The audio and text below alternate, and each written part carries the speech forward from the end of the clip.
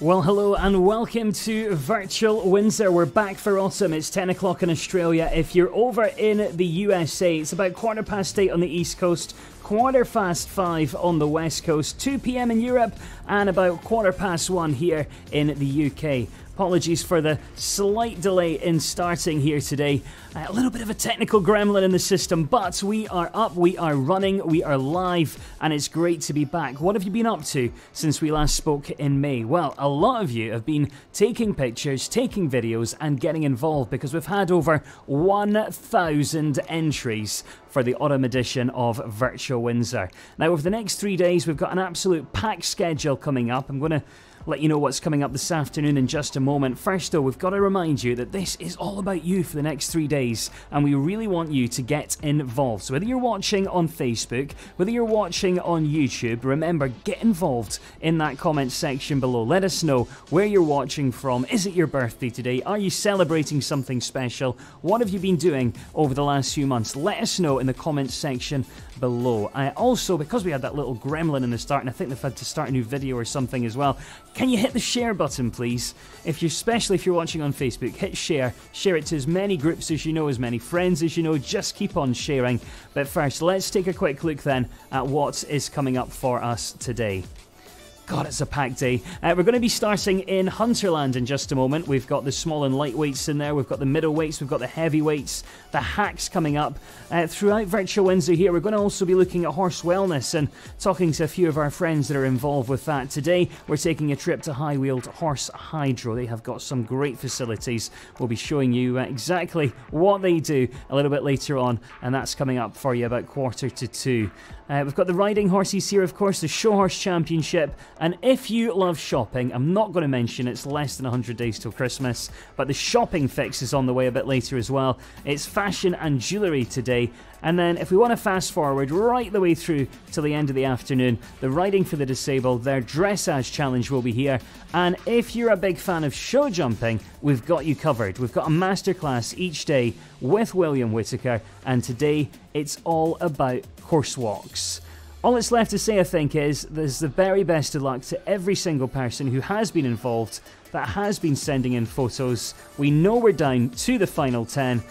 So let's hand it over for the very first time to Nick Brooks-Ward as he gets us underway with the Ridden Hunters.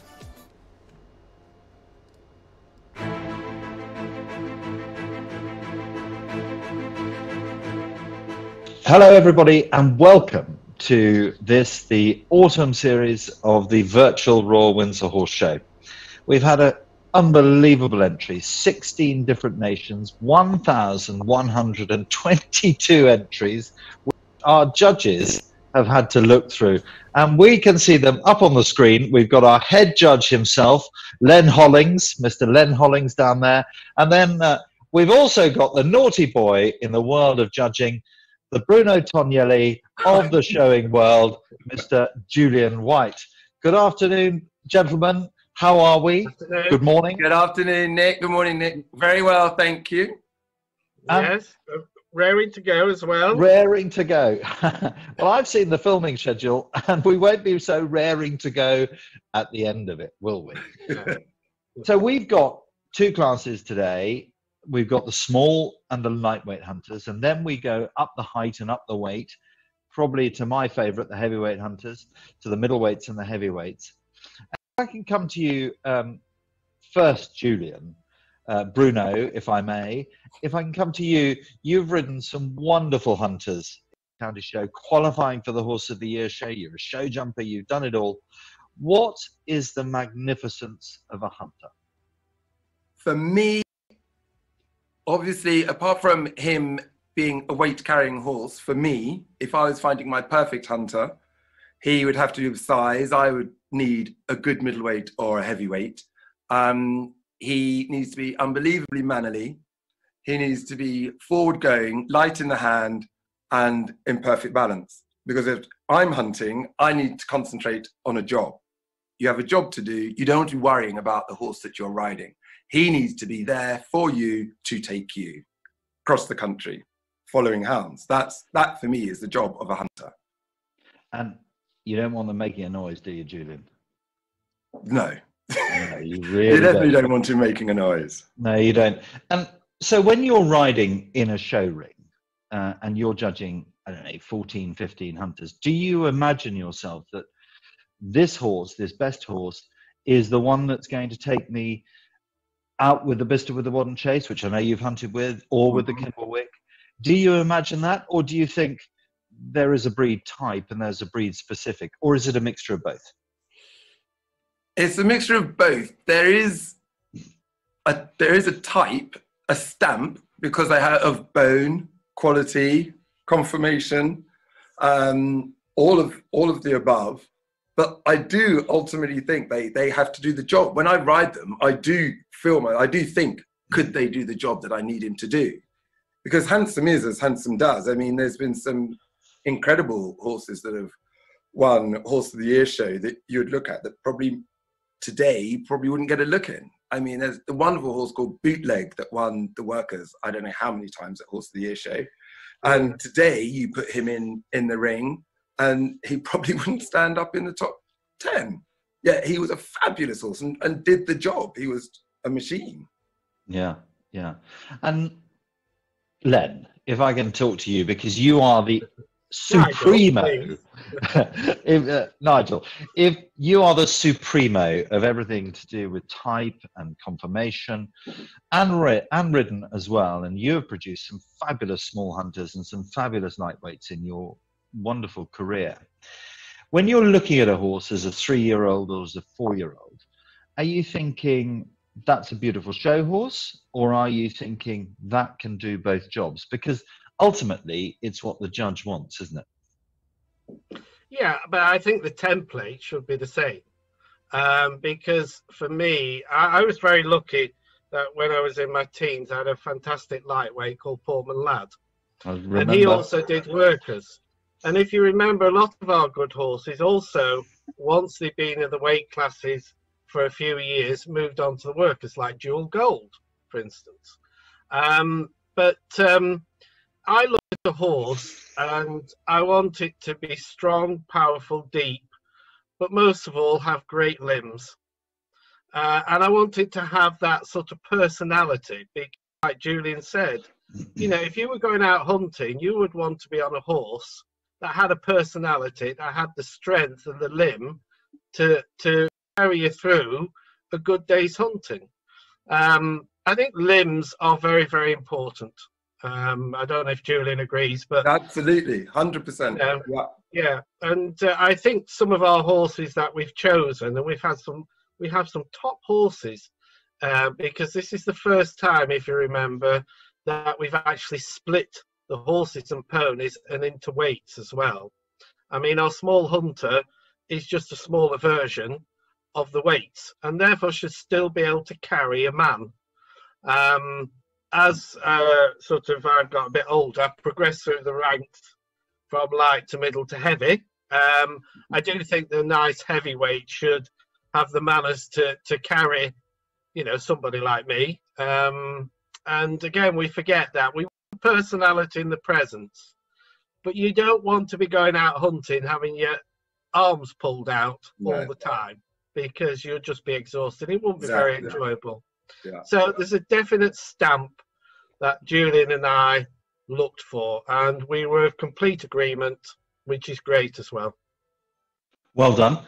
Great stuff. And one quick question to you both. And this is a question that has been in existence for the last 25 years.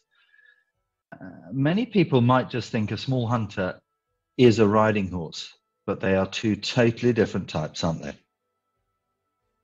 Definitely. Yeah, I mean, you know, so Julian will come in, but we talked about this when we looked at the class. The small hunter is a hunter.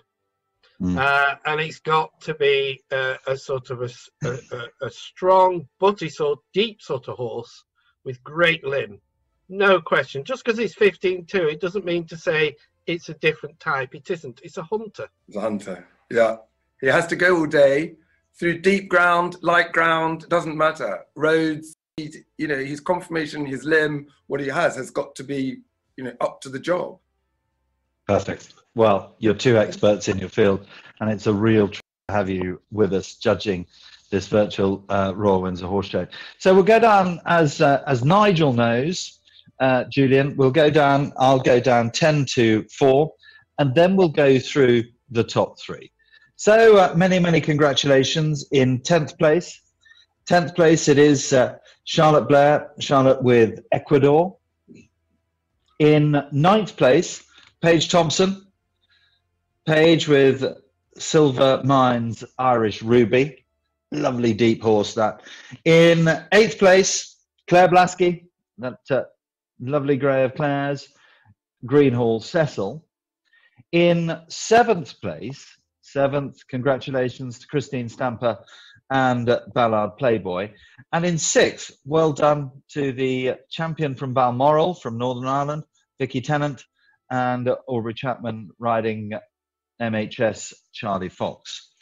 In 5th place, well done to Sarah Aspinall Elderton. Sarah, this horse borders a 5-year-old, shown only lightly in its first season, but they're in 5th, Mossdown Castle View. And in 4th, Fiona Benga, Fiona with Al Talk. True hunter, hunts all winter, and has done the show ring along with a stunning eventing career. So then we go down to your top 3. And your 3rd place, who's gonna crack on with the 3rd? Well, I'll do if Julian's happy with that. I mean, this photograph is a horse and the horse in motion. And what I liked about it was its presence. It is obviously a hunter. The rider is either just about to prepare for the gallop or just coming from the end of a gallop. It's got a good front on it, nice limb, and I'm a little bit partial for grey as well. So it was a really attractive photograph with atmosphere as well. I think this is taken at Addington at the National Hunter Show.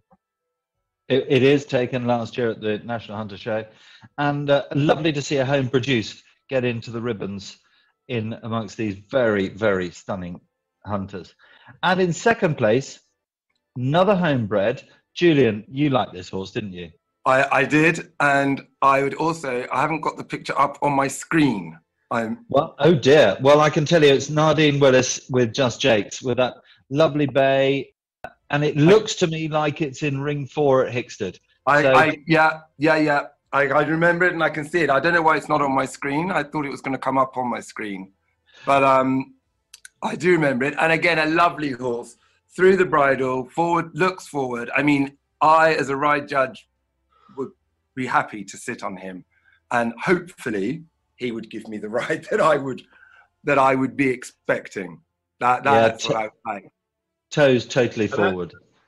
I think, Julian, we both agreed it was a lovely horse full of quality as well. Definitely, yeah. So in 3rd was Whittlebash Diamond, Charlotte Massey Davis. 2nd, Nadine Willis and Just Jakes. But your winner, taken at the Longines Royal International, just full of presence, and very well done to James Monroe and Frida Newton's Ebony King. And they were the Royal Dublin Society Champion Small Show Hunter in 2016, Horse of the Year Show Small Hunter of the Year in 2017, and numerous qualifiers, numerous championships. They are the winner of the smalls and lightweights. Nigel, Julian, not much to say, really, is there? It speaks for itself, doesn't it? You've just said it all. I mean, yes. Owned by Frida Newton. Frida, actually, when Frida Rapson owned the great Jamaica Bay and King's Warrior. Yeah. Remember King's Warrior? I had the luck to judge this horse as a 4-year-old and qualified it for the Horse of the Year show. And when he stood out in front of you for confirmation, I mean, what a pattern he was. And he carries James... James, who wouldn't be exactly, be my build, which is very, slim and toned. He carries him so well. But just look at the photograph. I wish we could see his hat, but we can't take that away from that lovely horse with such beautiful flowing movement. And that is a proper small hunter. I think, Julian, you agreed, didn't you? Definitely. We were saying, Nigel and I were saying about the horse that I mean, a small hunter, and I was saying earlier that a middleweight or a heavyweight, I could ride this horse. He would take me. He's a proper, true small hunter.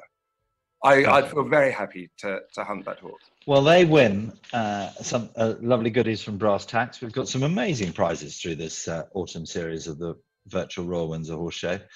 And they go through to the championship, which we know is coming up after the Cobs a little bit later on in the whole series. So very well done to James Munro and to Ebony King.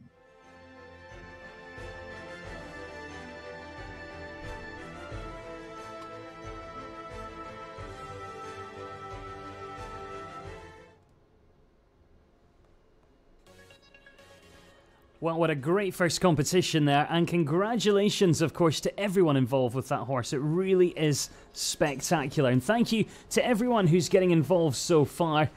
Polly Cole says, well done to James. Another well done coming in from Susan Aspel. Who else have we got? Let's take a look. And lots of people, actually, from all over the world already joining us. We had somebody from Dubai, that was Callan, says, good luck, Catherine. Good luck to all the RDA riders this afternoon, says Claire Wilson. Good to have you with us as well, Claire. Someone else watching in South Africa, Jan Sandra, says good luck, Lauren Freitag. So keep those good luck messages coming in. Let us know where you're watching from as well. And don't forget to hit that share button. We've got so much still to come here this afternoon. And because of that, let's hand it back over now to Nick Brooks-Ward and his team as we get ready for competition number 2.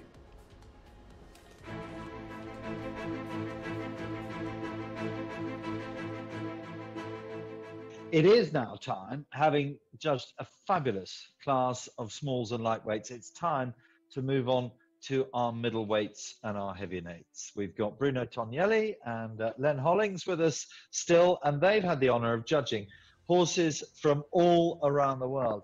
I mean, you know, it's just incredible, isn't it, guys? 16 different nations and 1,122 entries. We were talking yesterday to the Royal Winter Fair in Toronto. They're running very similar series to us, and they judged the heavy horses yesterday.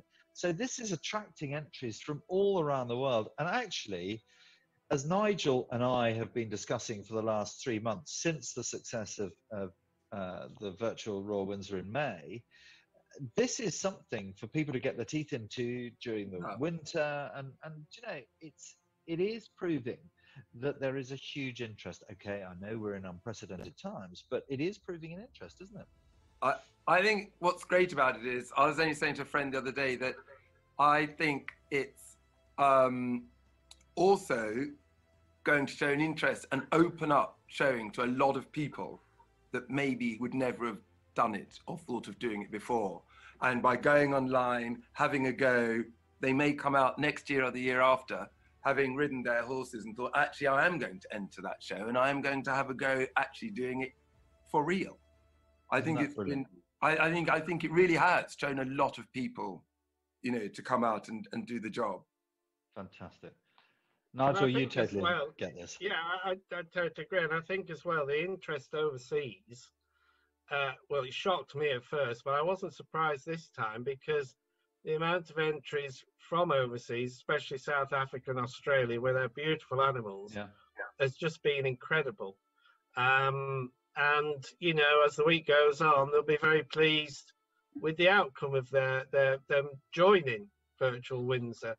And also a nice story was on the same theme was after the Virtual Royal Windsor show, I'm president of our local riding club, Ribble Valley Riding Club, and the amount of people who said, oh, we want to come to Windsor, we want to watch all those beautiful horses and things like that, but we may enter again, you know, in the future.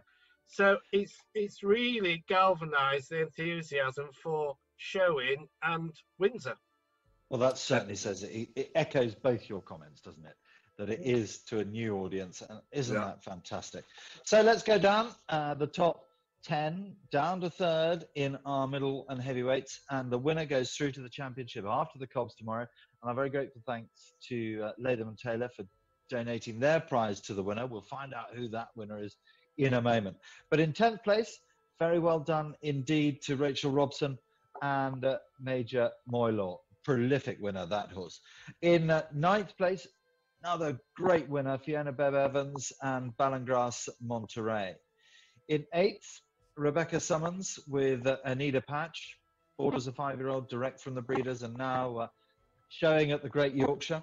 In seventh place, Alexandra Naylor, the middleweight hunter, competes regularly at county level, and it is Alexandra Naylor and Shirley's Downtown.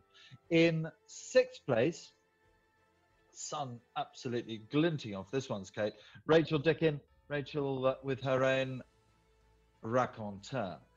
Fifth, congratulations to Kathy Bowdler, Peter and Kath Bowdler's Edenagor Mr. Moon. And in fourth place, well done to the 17-2 hands high super horse, this galloping on at the Horse of the Year show, Charlotte Massey Days and Chadwick's Spartan Wood. So then we come down to the top three. And who's going to go first? Julian, with your third. Third. Well, I really do like this horse. I love how he is. I love his balance. You can just see how light he is in the hand as he's moving there. And he's got a lovely limb. I mean, he is a lovely horse. I'd be happy to see him every morning out of my stable. Well, you should be, Julian, because well done to Lisa Davey with Krista Davis on board and Redemption Ground. A supreme at the Royal Dublin Society. So that's a pretty good horse to get supreme at the RDS, isn't it? Exactly. So well done indeed. And in second place, Nigel, what a lovely horse. James Munro again with Dublin's Street Fighter, Frida Newton's. Yes, another combination of the Frida Newton, James Munro. And what a lovely horse. I mean, his stride. He's a proper heavyweight. Look at those limb on him. He's the sort of horse you would sit on and it would carry you all day. Yes, he needs to just fill out a little bit behind. He's just in a bit two parts at the moment.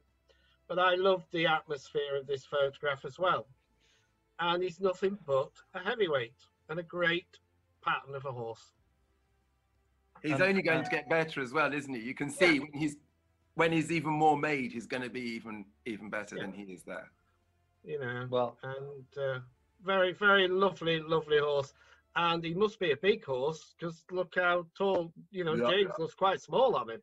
Well, they were champion 4-year-olds at Dublin in 2016. So now an 8-year-old, the filling out has happened and now they can go off and do their business across country, can't they? So then we come to our winner of our middle and heavyweights going through to the championship, and thanks to Latham and Taylor for their generous support. And it is a lady who loves her hunting up in Yorkshire with the Brammermoor, the Badsworth and Brammermoor up there, and has just become master on May the 1st this year. So they'll have some wonderful fun. Well, autumn hunting very much underway now, and then the season getting underway in October. And it is congratulations to Polly Coles and that fantastic winner of Polly's, Bloomfield Valhalla. Julian, have you ever ridden Bloomfield Valhalla? Unfortunately not, but I did see him at Horse of the Year show that year, and I saw him in the championship with Polly, and he was spectacular. I mean, he was outstanding. He just looked incredible. Every bit of a true hunter that you want. I mean, for me, he was absolutely faultless. Faultless. He's a lovely, lovely horse. Nigel? Yeah, and I think Julian would agree with me. He's a proper weight carrier, a middleweight. Proper. He's not too tall. Perhaps a bit old-fashioned type, which I love. But I love exactly everything I love. Yeah. Yeah. You sit in the middle.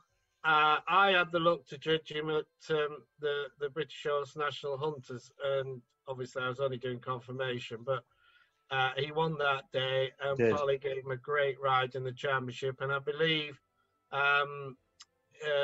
she won the Supreme at the National Hunter Show a couple of years ago on the horse. But you'd find a good horse that would beat him on his day. And there was a great article on Polly in Horse and Hound at the end of July, and there's a picture of this horse in that article. and she's now. I thought she was master of the York and Ainsty. Is she now? Well, it's the Badsworth and Brammermore and the York and Ainsty. Yeah. They've all amalgamated up there. Yeah, and she'll have a lot of fun with this horse because he's the sort of horse that will be a hunting horse as well. He's not just the pretty show horse around the ring. That is a true proper hunter. True hunter, yeah. Isn't it? And when Julian and I discussed it, we just came out with the same words when we were describing it. So, you know, perhaps we should get to judge together, Julian. Yeah. Won't be any arguing. Well, Julian, Nigel could easily invite you because he's the chairman of so many societies. He can make sure you're fixed in there. Well, I can't, yes. Well, now I've met him. Brilliant, guys. Julian, thank you. I know you've got equitation to do as well. Nearly, what, over 100 equitation? I know. There'll be quite a few to go through with those. So I might need another cup of tea for that one. I think you probably will. And Nigel, we'll see you for ponies and cobs and absolutely everything. Guys, you're Patricia, it's been great. Can I just say a huge thank you to everybody that entered their horses? And it's been really great to see so many entries and all the people, and you know the quality and the ones we've been looking at have just been lovely. So thank you very much. Thank you, and Julian. Also, Julian, it's been fun for us too, hasn't it? It has been fun. It's been really good. Really very good. Yeah. Brilliant. Great. Stars. Thank you so much, guys, and we'll see you very, very soon. Julian White, Nigel Hollings.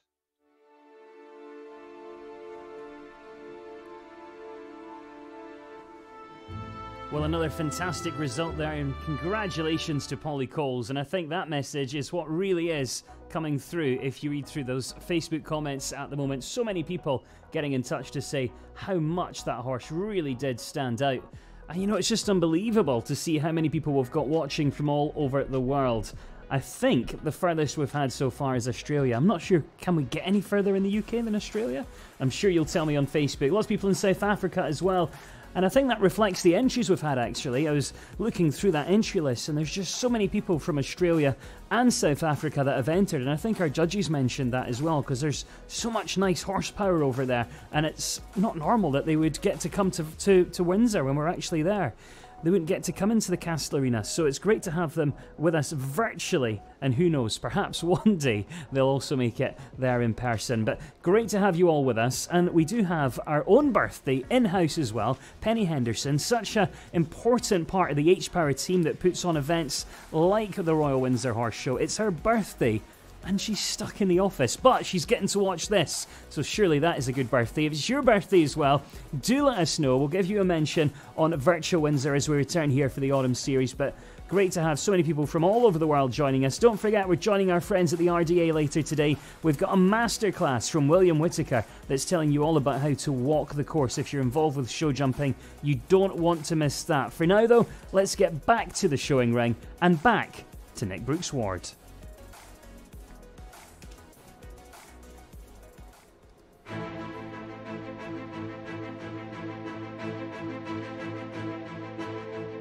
Well, welcome back to our autumn series of Virtual Royal Windsor. Anne Gilliver and Nigel Hollings, our two superstars in the world of judging, virtually and on the floor as well.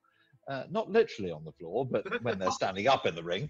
And it is the hacks that we turn our attention to now. The hacks, you know, they are elegance personified, aren't they? But many people don't know that there were originally two different types of hacks. There was the hunter hack, which would take you to the meet and potentially take you to the second or the third draw, give you the comfortable ride. And then there was the park hack in London. And you two are both experts in your field of hacks, aren't you?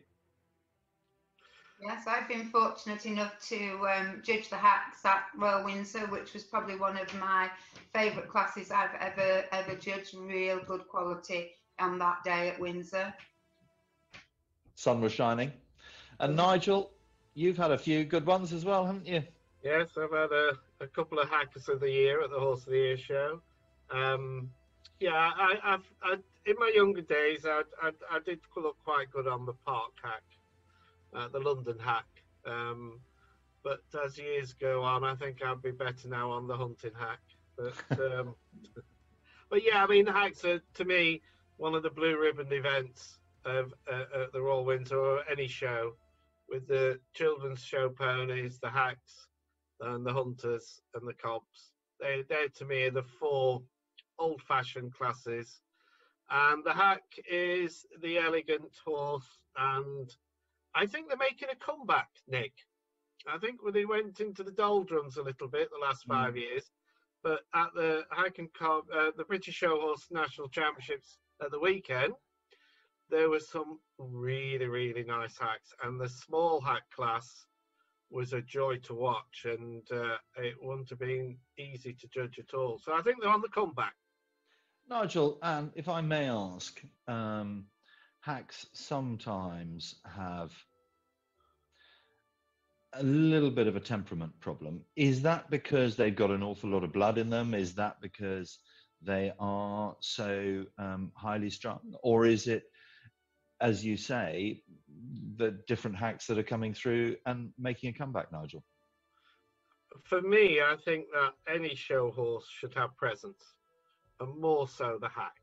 I mean, you know, you've got this elegant, you wouldn't have a supermodel walking down the catwalk with a frown on the face, would you?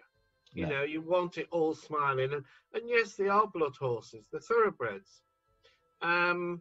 You know, John Keane was one of the greatest people on board a hack, and his horses always smiled, didn't they, Anne? Yes. They always had the presence, and you know, manners has to come into it. As a judge, we have to take it into consideration, but we also have a little bit of leeway. What's the most important element of the hacks when you're judging, Anne? What's the most important element? What are you actually looking for? Is it for the ride, or is it the show, or is it the conformation, or is it a culmination of all three? I think it's a combination of all three, Nick. I think your first impressions are so important when they enter the ring. I think they've got to have the quality. They've got to, you know, sort of be a hack and nothing else. And I think Nigel's right. I think sometimes, you know, they enter the ring and they're just looking a little bit dull, whereas something that walks in and it's bright and it's got the presence, I think that immediately takes your eye. But then obviously that has to be carried on throughout, through the show, and obviously the ride. The ride is obviously, as a ride judge, it is very important. I think you've got to be able to feel comfortable. You've got to be able to put your leg on. You've not got to sit there thinking, is it going to explode?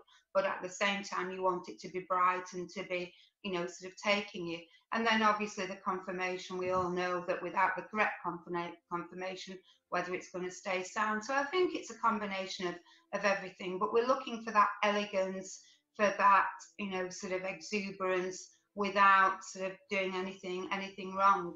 I think the danger is that they're tending to get a little bit, for want of a better word, a little bit dull, and people are so frightened of them putting a foot wrong, a foot out of place, then they just get a little bit too sort of mechanical. Can I just ask Anne something, because it's interesting listening to her.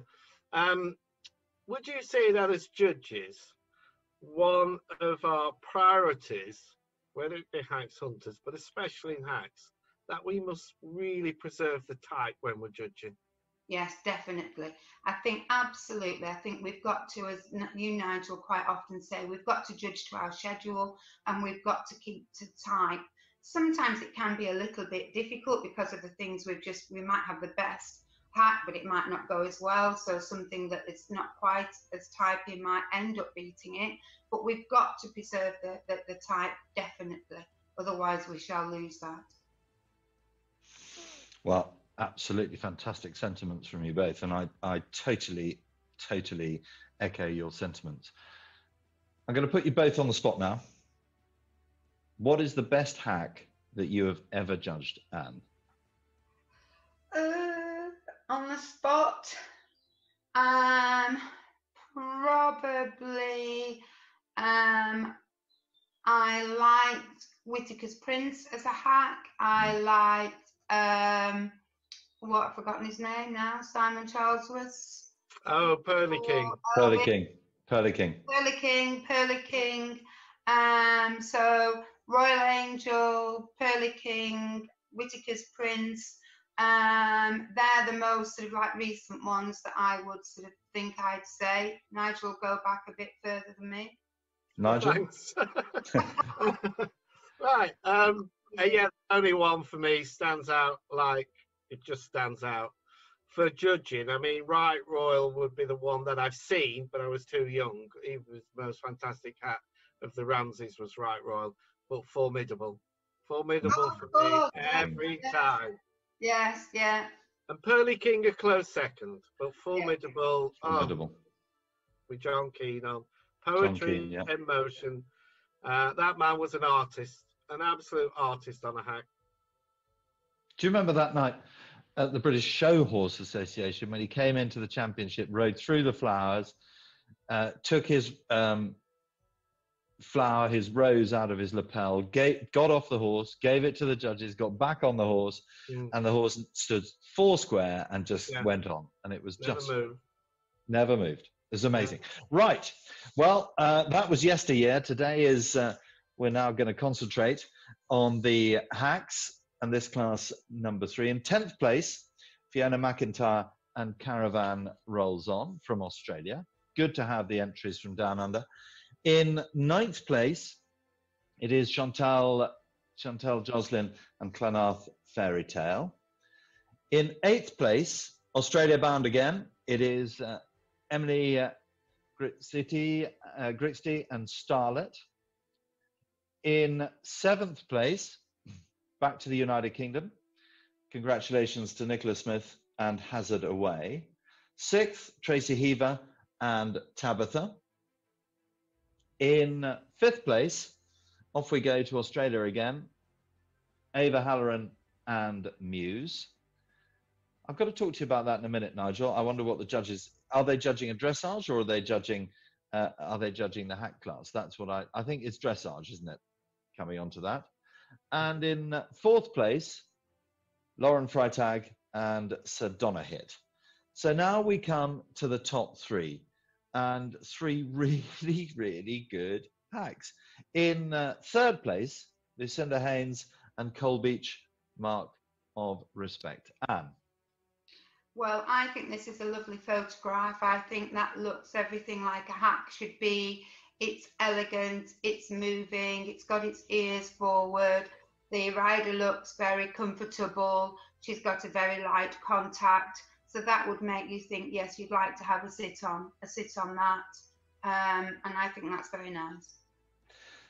By the great Kilvington Scoundrel out of Pendley Starlight. In 3rd place, Lucinda Haynes and Cole Beach, Mark of Respect. Now we come to the top 2. Now they go to the Show Horse Championship, which immediately follows the Cobbs to be judged later on. 2nd place, lovely picture this, at the Horse of the Year show, it is Helen Baker and Pendley Muscatel. Nigel. Yes, I mean, this is obviously on its lap of honour after winning the small hacks of the Horse of the Year show in 2018, I think. I mean, Helen Baker is, I mean, she rides her horses so beautifully. And she's had a lot of big winners in the hacks, including Royal Angel and Foxton Flight. And I was watching that day, and it's a beautiful horse. Even a slightly better photograph, and who knows, it could have been the winner, but it's a lovely example for us to say these are our small hacks. So I was delighted for Helen. Well done, Helen. Marion Glasgott's Pendley Muscatel. So the winner, well done indeed. And it does go to South Africa. JJ Kemp with Carol Aronson's Cuda Insurance's South Lawn. What a lovely picture. The sunshine glinting in South Africa. And Anne, this is your winner.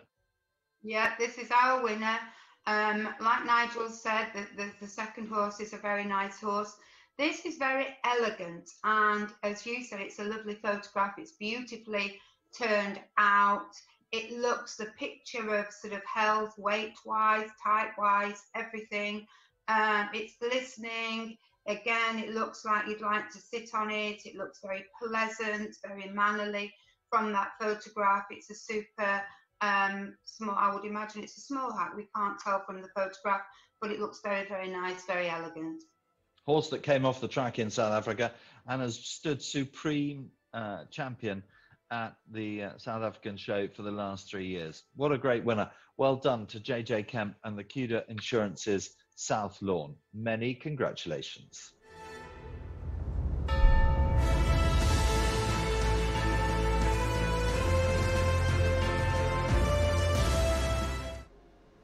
Well, the quality has just been so amazing this year. It really has. You know, even compared to what we saw in May, there's just so many coming in, and literally from all over the world. Once again, if you have just joined us, thank you for being here.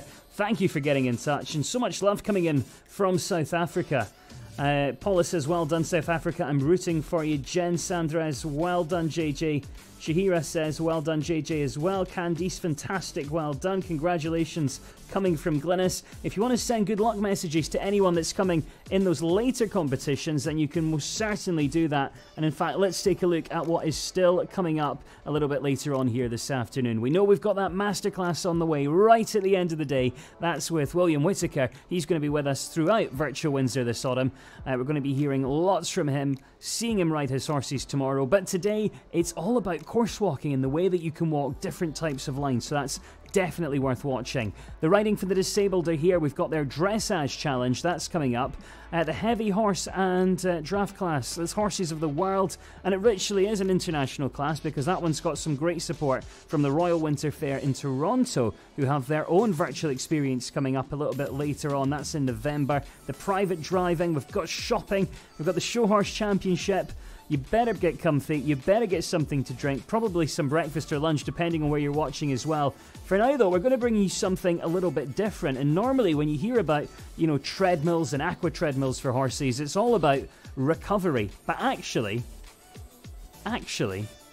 they play such a big part just in sport horses. And I know, depending on where you are in the world, more and more people are starting to work with treadmills because they really give a sort of low-impact, full-body workout.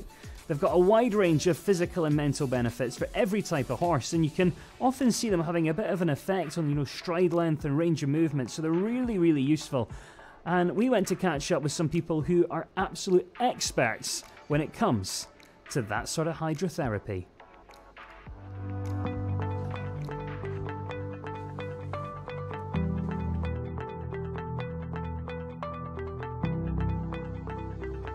Hello, I'm Will. I'm Yvonne. And I'm Pat. And welcome to High Wheeled Horse Hydro. We are an equine hydrotherapy and performance centre based on the Kent-Sussex border with water treadmill, saltwater spa and livery facilities. Today we're going to give you an insight into the benefits of hydrotherapy and how we use water treadmill and spa therapy to help horses of all types get fitter, stronger and healthier. In its simplest form, hydrotherapy means using water, be it fresh or salt water, to aid health and fitness. In recent years, the equestrian industry has increasingly embraced hydrotherapy for both rehabilitation and the regular training of horses from all disciplines. The three main types of modern hydrotherapy are swimming, water treadmills, and saltwater spas. These can be used separately or in combination to greatly enhance training regimes and rehab programs for horses in all kinds of situations. Walking in water has long been known to be beneficial to horses' health, strengthening muscles and improving the horse's way of going. Traditionally, you'd have to take your horse down to the beach for this sort of workout, but the development of water treadmill technology in recent years has made it much easier for everyone to access water-based walking exercise. The water treadmill allows you to monitor your horse's progress in a controlled environment and, importantly, without the complication of a rider on board.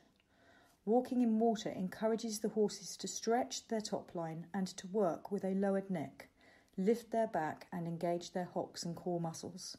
The effect of the water also reduces impact and concussion on the limbs whilst cooling their legs as they work.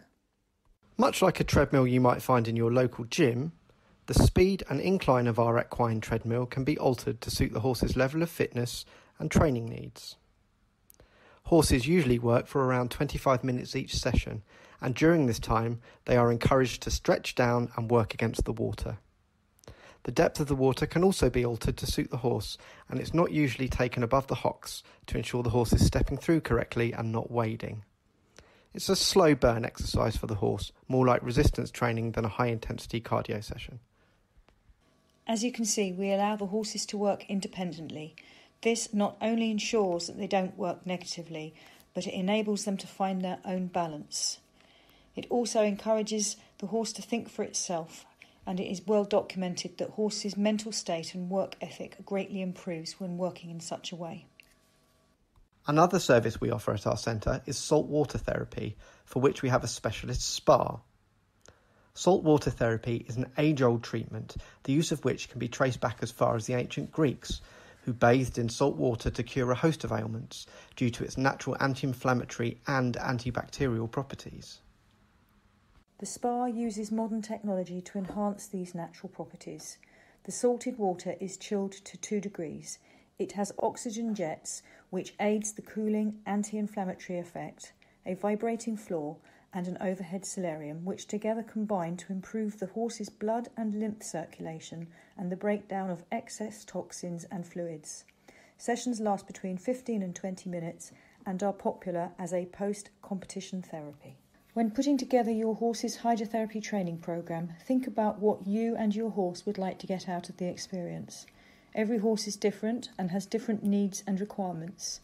Some horses might find a regular treadmill session helpful in the lead up to events, whilst you might find a spa beneficial as part of a rehab program for another.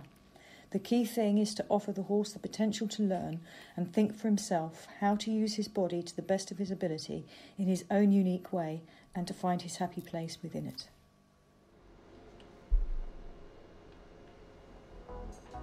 Well, fascinating to hear all about those treadmills. And as I mentioned before, it's not just for recovery. I think we just heard a bit of that as well.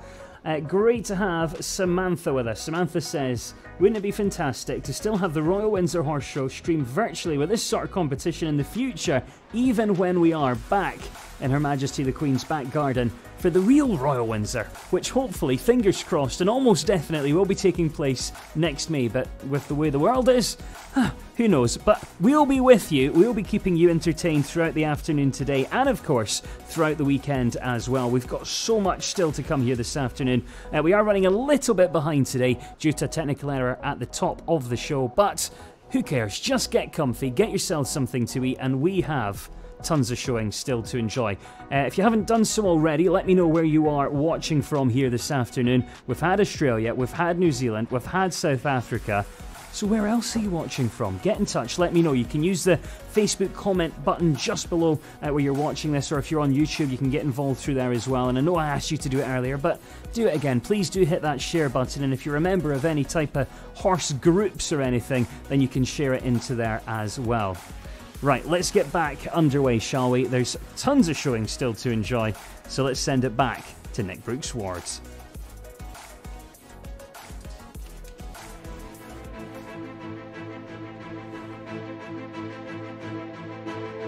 Well, having judged the hacks, we're now on to the second of the great show horse classes in that type. It is the ridden riding horse. Our very grateful thanks indeed to High Wheeled Horse Hydro. And it is a lovely, lovely class. The riding horse is so strong, so much quality. And what have they been with us now? 30 years, I suppose, now? About there?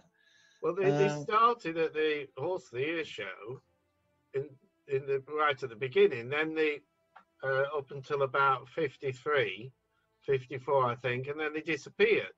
Yeah. Then the British show horse resurrected them again, I think, in about 1982, 83. So, yeah, it wouldn't be so far off, 30, 35 years, yeah. Yeah, yeah. And what are you looking for? We've talked about the type and the stamp of a hack. What are you looking for in the riding horse? It has to be the ride, doesn't it, Anne? It does. It does have to be the ride. But again, I think we need to go back to type as well. I mean, we always get asked the question, don't we? What is a riding horse? And the classic answer is it is between a hack and a hunter. And I think it has got to be that. So I think we're looking at something with, sort of a little bit more substance, more limb, more bone. And I think it's got to be that. It's not got to be a hack, and it's not got to be a hunter, when we look outside the ring, I think we've got to be able to say, yes, that is a riding horse class. It's not a hack class and it's not a hunter class. And unfortunately, sometimes we get a complete mixture in the class. So I do think the type is, again, important, what we're looking for first. But the ride is obviously essential. Yeah, so again, you know, where we don't necessarily gallop hacks, we're looking for the riding horse to take us, to be up in front, and to have that good length and stride when we ask for a gallop or an extension. Nigel? Yeah, I mean, I've been very lucky in my career, and I had some lovely horses, but one of my best ones was a small riding horse called Fair Breeze, who won the Supreme at the Horse of the Year show in '89. And he was a good template for me when judging, because the one thing, apart from his type, etc., he was the most powerful ride. And I agree totally with Anne. It's the ride. It's got to be powerful. It's got to take you. That's what distinguishes it from the hack. You know, it's got to be a powerhouse for me. Can I ask a question? As you know, Nigel, I'm heavily involved in the organisation of crafts and the Kennel Club.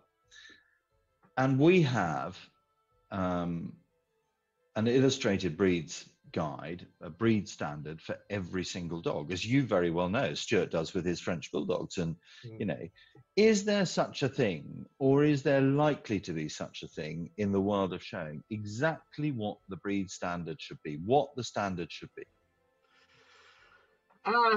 It's a tricky one, because Anne's got it dead right. It's between the hack and the hunter. So you have the hack and you have the hunter. I'm just trying to get in focus, the hack and the hunter. Now there's a big gap in between to fill.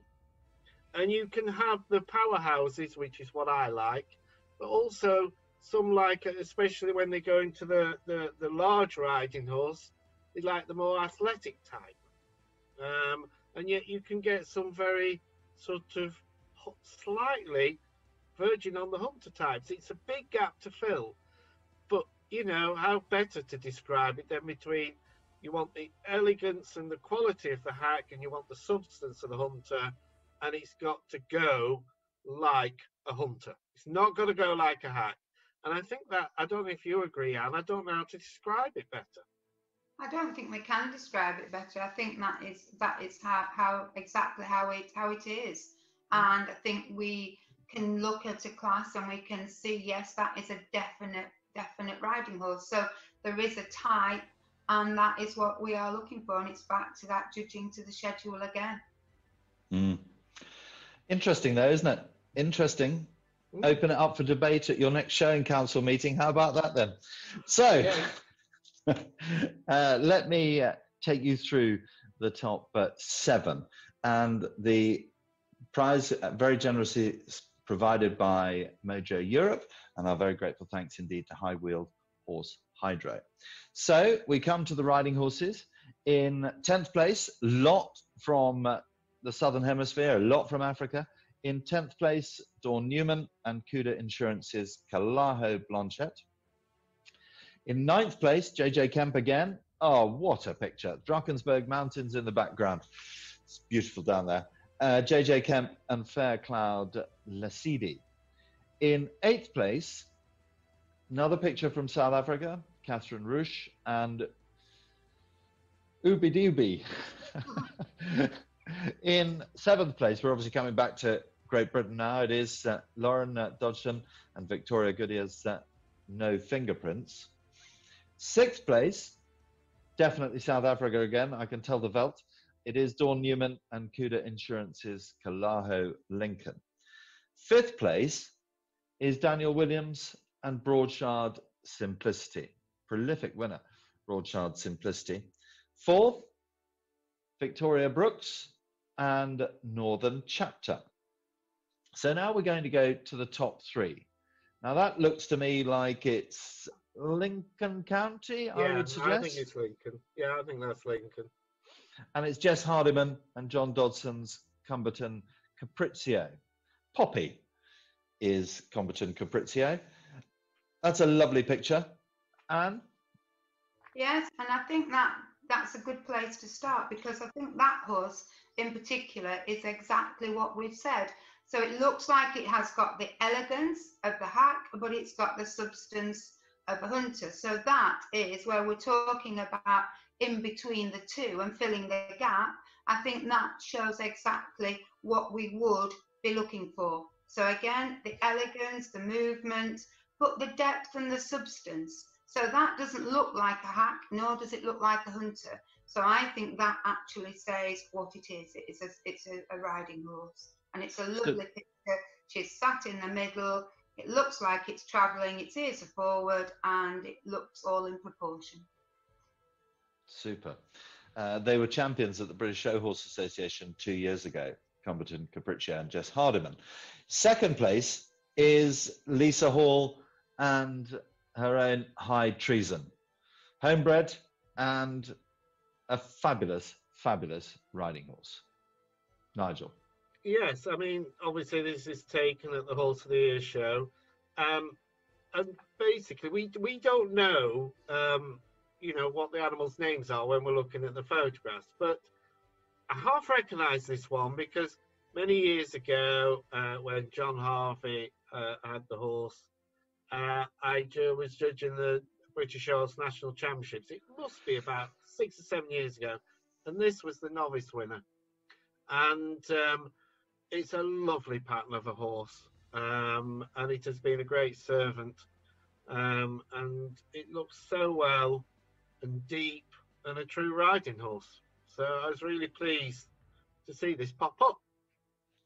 Very much so. But I think you were even more pleased, both of you, to see the winner pop up. Remember, first and second going through to the championship. And it is, congratulations to Guy Mears, Times Square the third, with, of course, Danielle Heath on board. And this has been a wonderful riding horse. They were champions at Royal Windsor and very good placings at the Horse of the Year show and the Royal International Horse Show last year.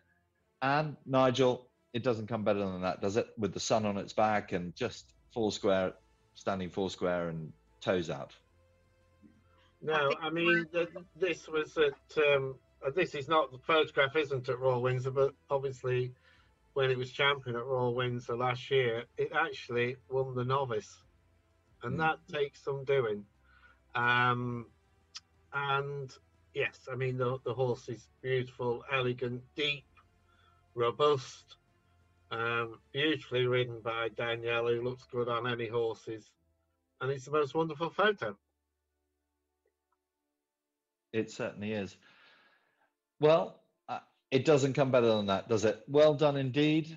They're on their way to the championship, to Danielle Heath and Times Square the third. And I'm very grateful. Thanks indeed to our wonderful supporters of the high-wheeled horse Hydro.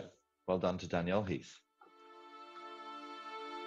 And of course, that championship still to come a little bit later on here this afternoon. Who is going to take that championship title? Congratulations there once again to Danielle Heath. But, you know, lots of people getting in touch to say that they're just happy to have made the top 10. People like Dan Williams, he says, I'm so pleased to have been involved and to have made the top 10. He finished in 5th, I think, there today. So congratulations, Dan. Congratulations to everybody who has been in touch, who has got involved and who's had an entry forward into any of the competitions that we've seen so far. Now, something that we've also got coming up a little bit later takes us to the Riding for the Disabled. And you know just how much of a great job they do, even during normal times. But, you know, with COVID, it's affected us all. But when you think that, you know, they haven't been able to operate as normal, and even though they've had to sort of close their doors, trying to keep everybody safe, and a lot of the people that ride will, of course, have been shielding. They're probably of a high risk.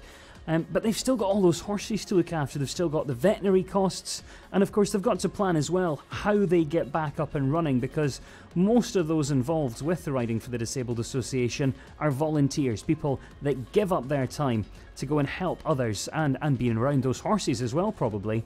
But they've got to think about how to train those people, how to get the doors back open in the safest possible way. And because of that, they have set up the Resilience Fund. So if you want to donate, if you want to support the wonderful work the RDA does, you can go to rda.org.uk rda.org.uk/donate. And we are using hashtag RideUnstoppable. That's the hashtag for it, but get along to the RDA website, rda.org.uk/donate. It's a great fund. It's the Resilience Fund. It's for the RDA. And in fact, we're going to be going to their dressage competition a little bit later on here this afternoon. Keep those comments coming in. Keep hitting that share button. Keep sharing to groups. Share to your friends. Let us know where you're watching from. Let us know if it's your birthday today. If you want to say good luck to someone, if you want to say congratulations, if you want to ask a question, if I don't know the answer, I'll make it up. But feel free to ask a question anyway. Right, back over to Nick Brooks Ward because we have another showing competition in the wings and ready to go.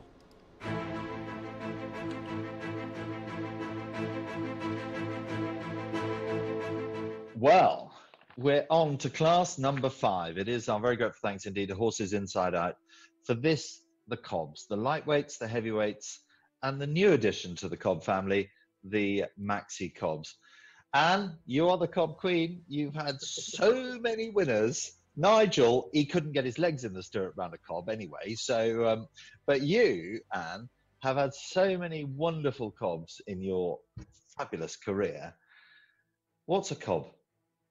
A cob is a small quality horse that would give anybody a good ride.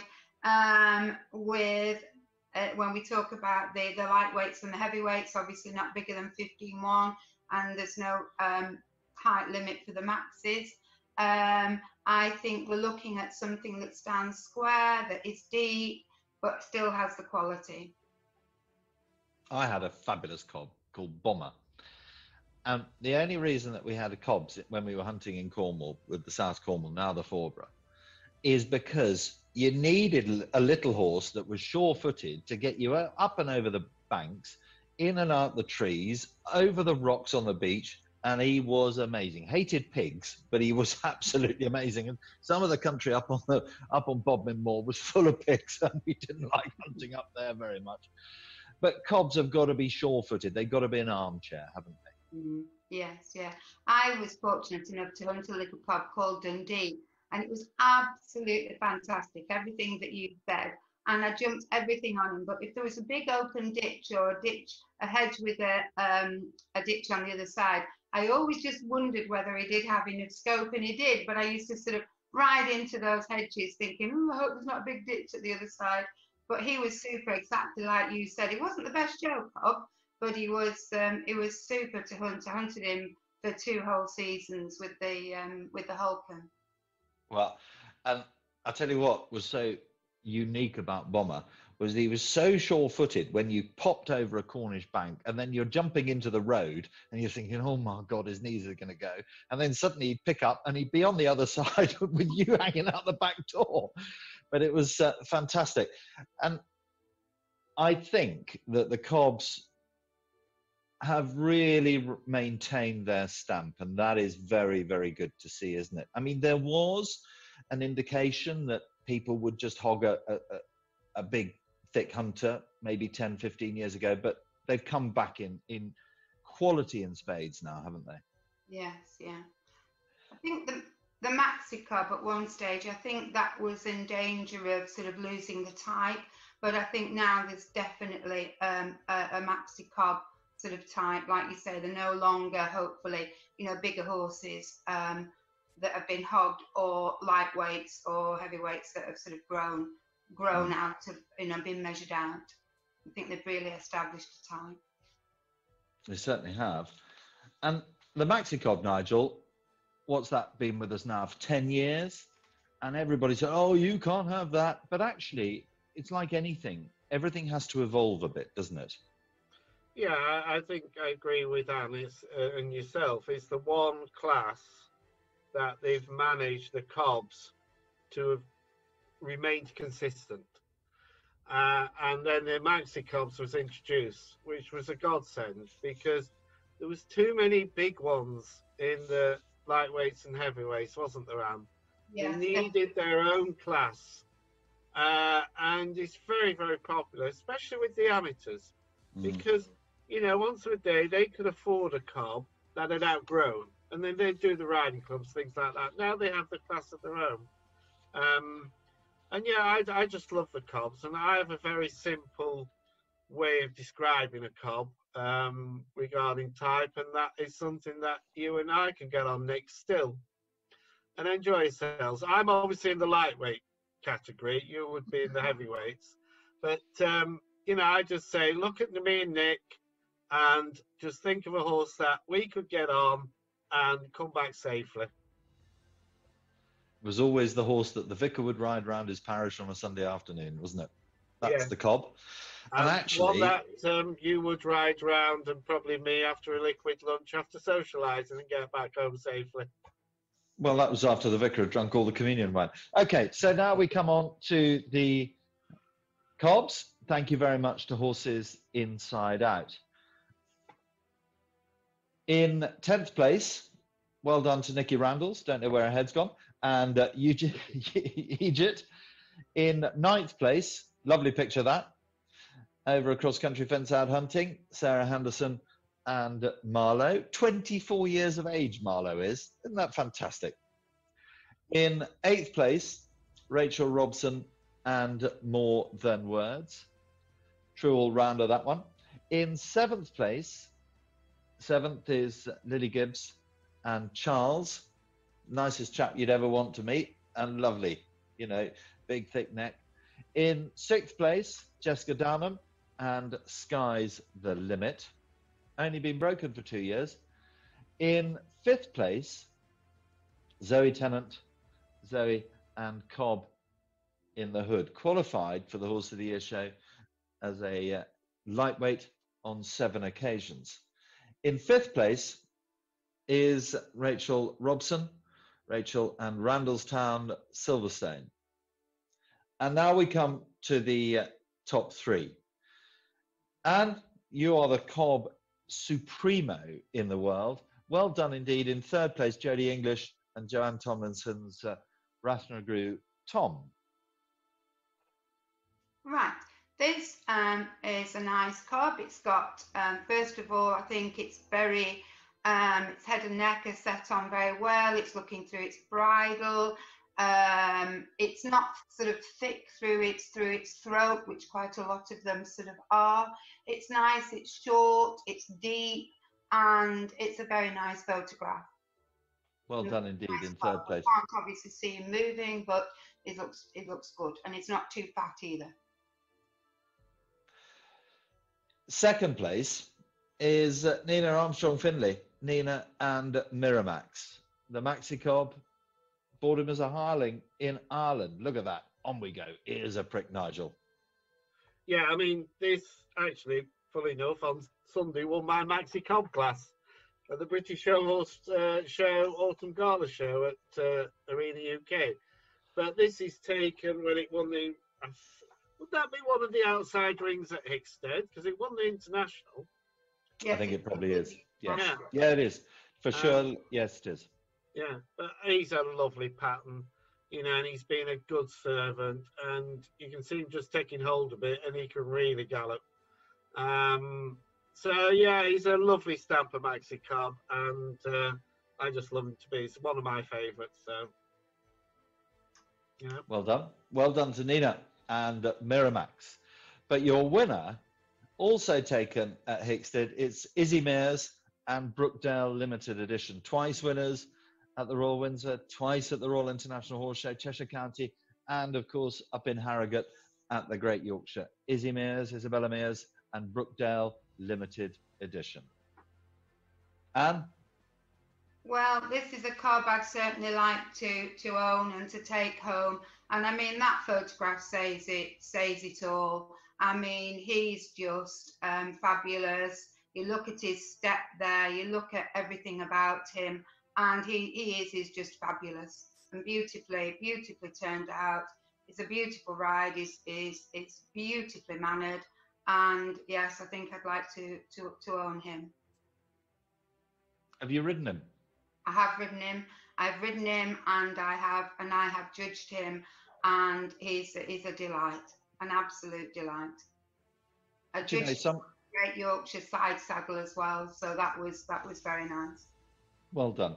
So there is our winner of our cobs, the lightweights, the heavyweights, and the maxi cobs. Well done to Isabella Mears and Brookdale Limited Edition.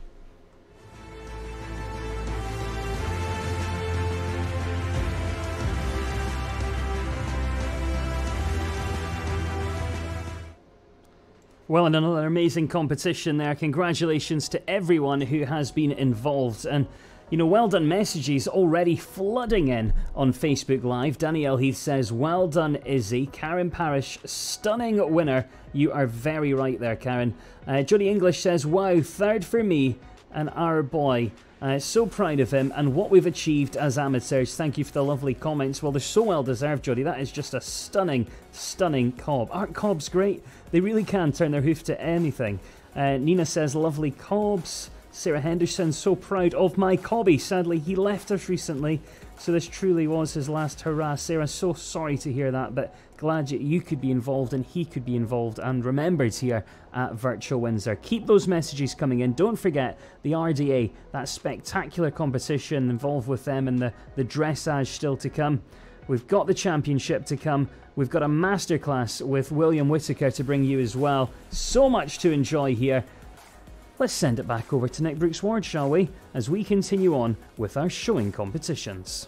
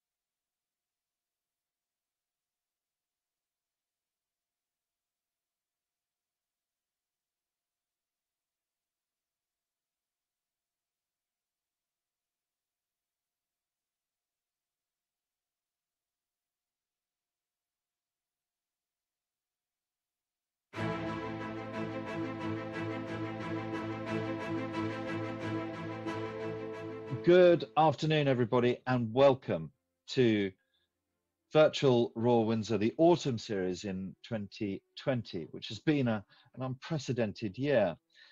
And we're delighted to welcome our judge, Mark Broadbent, and we'll talk to Mark in a moment.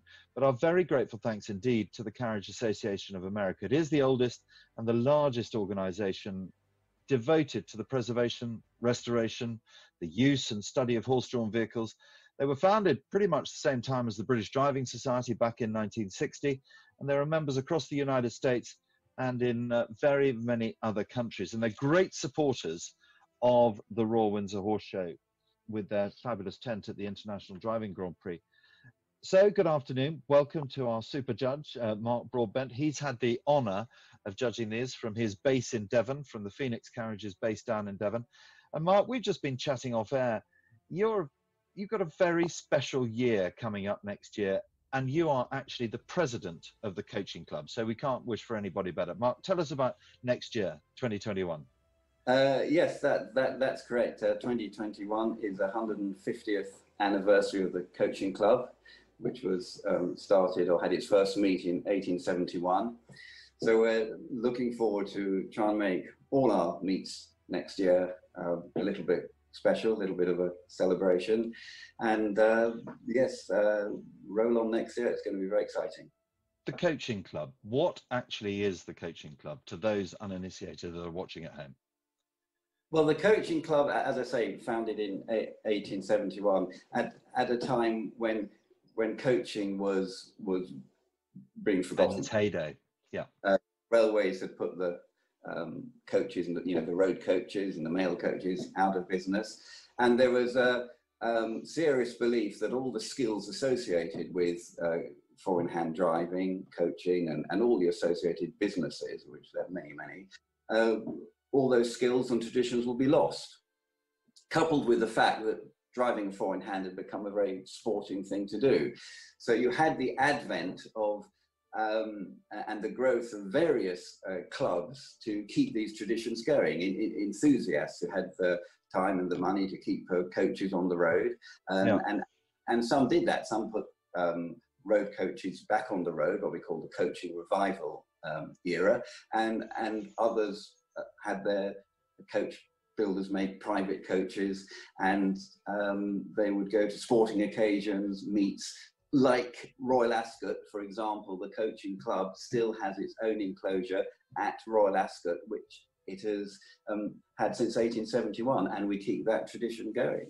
It's tough. We have to watch racing and drink. No. I know, what a shame. And then drive your horses down through the Great Park and back home. I mean, it's really tough, isn't it? That's it. And of course, that is the real joy, and the main reason, or one of the reasons we attend Ascot is a wonderful drive through the park, which is always magnificent. It is pretty special. And you've got one coming up, hopefully, in a couple of weeks' time in the Great Park, haven't you? That's right. We haven't had any meets this year, obviously due to the virus, but on the 27th of September, we're planning to hold our only coaching club meet this year, which will be in Windsor Park. Lovely. Well, good luck and congratulations for your 150th year next year, Mr. President. Mark, tell us about the wonderful driving that's on at Windsor, because it is every year the driving is one of the 4 key pillars, if you want, at the Royal Windsor Horse Show. I mean, it's huge. Every day there's driving. It is. Driving's very, very large at Windsor, and of course Windsor is probably the largest and most favourite event, and it holds a class or a competition for every aspect of driving, from hackneys to showing to disabled driving to the BDS pleasure drive, and of course the coaching class. And I'm obviously more involved with the coaching class. I mean, it's so popular that sadly we have to balance out. I know. As we can accept, and they come from not only the UK but from Europe and a whole contingent of supporters from America. And don't forget the sport that His Royal Highness Prince Philip started with the late Colonel Sir John Miller, that sport of the Land Rover International Carriage driving, the best drivers in the world.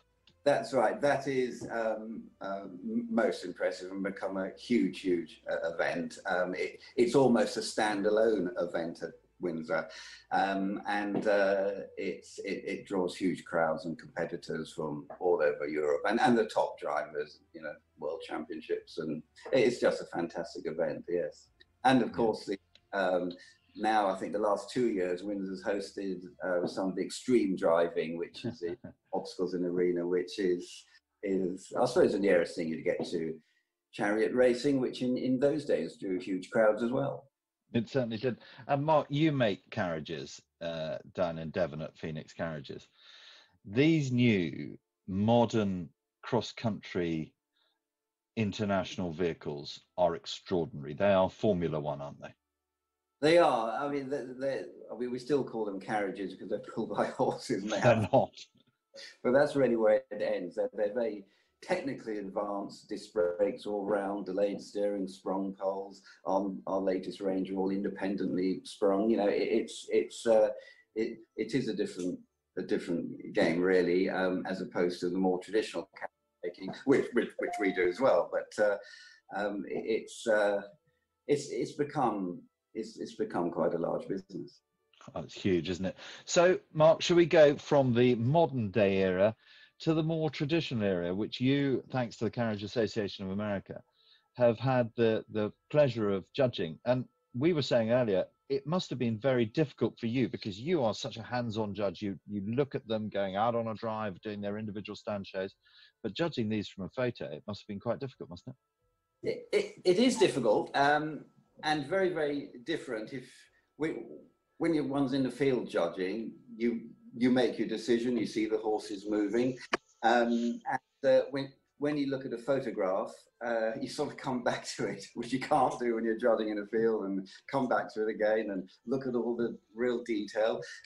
It was a very interesting exercise, and of course with the standard of turnout that we have through all these photographs, not an easy decision.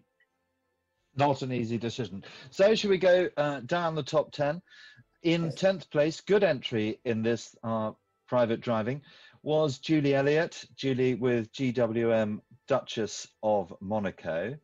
In 9th place, the Frisians with the lovely country harness on of Ben Lawless, Elspeth Ross's Madison Marco.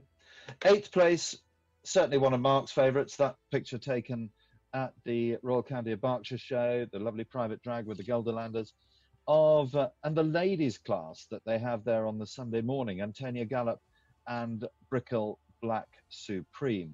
Sixth, lovely gig there with the yellow wheels of Joanne Dobson and Woolseeker Mario. In 5th place, Antonia Gallop with Marioneth Merson, different gig that, with the lovely pony gig. And in 4th place, from the United States of America, it is Bullet and Bandit. So very well done to them. And shall we go to our 3rd place, Mark? A lovely pony this, and just on the bridle and quite gorgeous. It is a very, very pleasing picture. And when you study it and ask yourself, what is wrong with that? You know, there isn't. I can't find any faults. It's just a lovely country turnout. All matches well. The lady driver sitting well. It's very, very pleasing to the eye. Well, Gilly Chippendale and Scanners Go Smoke, the lovely fell pony, the rare breed up on the north, they're 81 offspring, 15 this year, and Gilly has been driving for 40 years. Isn't that a lovely story? And then we come to our 2nd place. Our 2nd place, off to the United States of America. It is congratulations to Katie Whaley and Mooney and Tucker. Really difficult to drive this, isn't it, Mark? It is. Tandem is one of the skills that need to be acquired.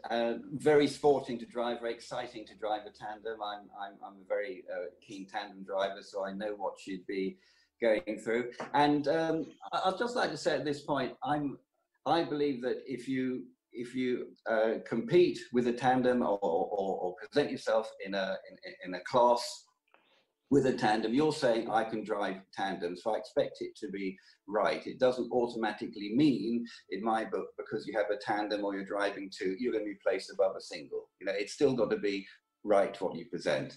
This is a very smart tandem, and when you look at the way the driver's sitting and handling the reins, she's driving with absolute confidence. She knows what she's doing, and that's a very pleasant tandem. I say very smart, and smart vehicle. Looking at it, the picture's a bit dark to see too much detail.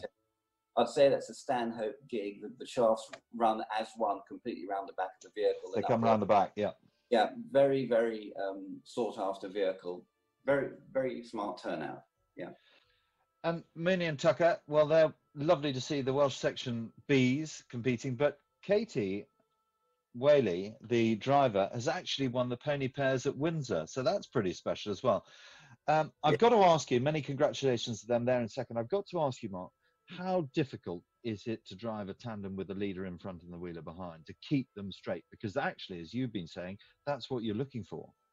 That's what you're looking for. You have to keep them in line, and the more they go out of line, the more they are likely to go out of line. So the skill of a tandem driver is to keep them as one in line. The secret is to have a good forward-going leader. Your problems with tandem start if your leader hangs back, and therefore your contact is lost, and then the leader can turn around and face you. So as long as you have a forward-going leader that goes lightly but in a good contact, half your tandem problems are over, and that is half your tandem problems.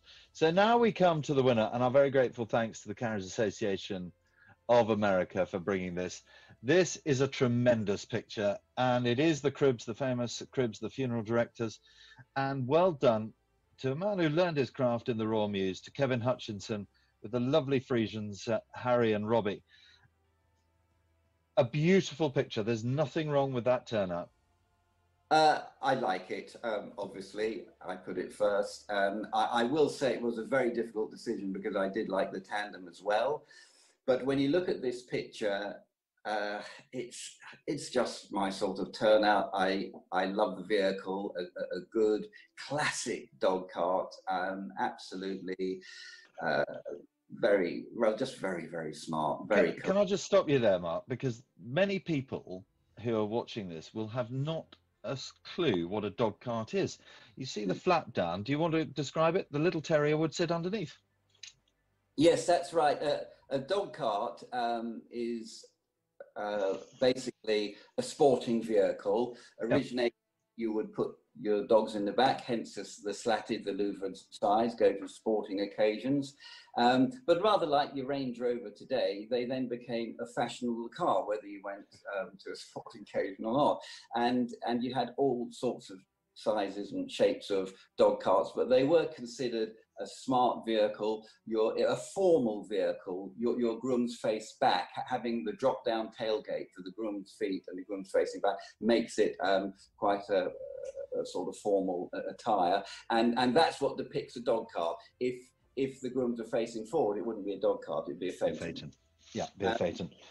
A good English sporting vehicle and I can see on male axles, which is very traditional, very, very nice vehicle, very smart. And of course, the driver's sitting there driving confidently, good hand position, and the horses, they are so together. Now, not everybody are Frisian with their first choice of horse.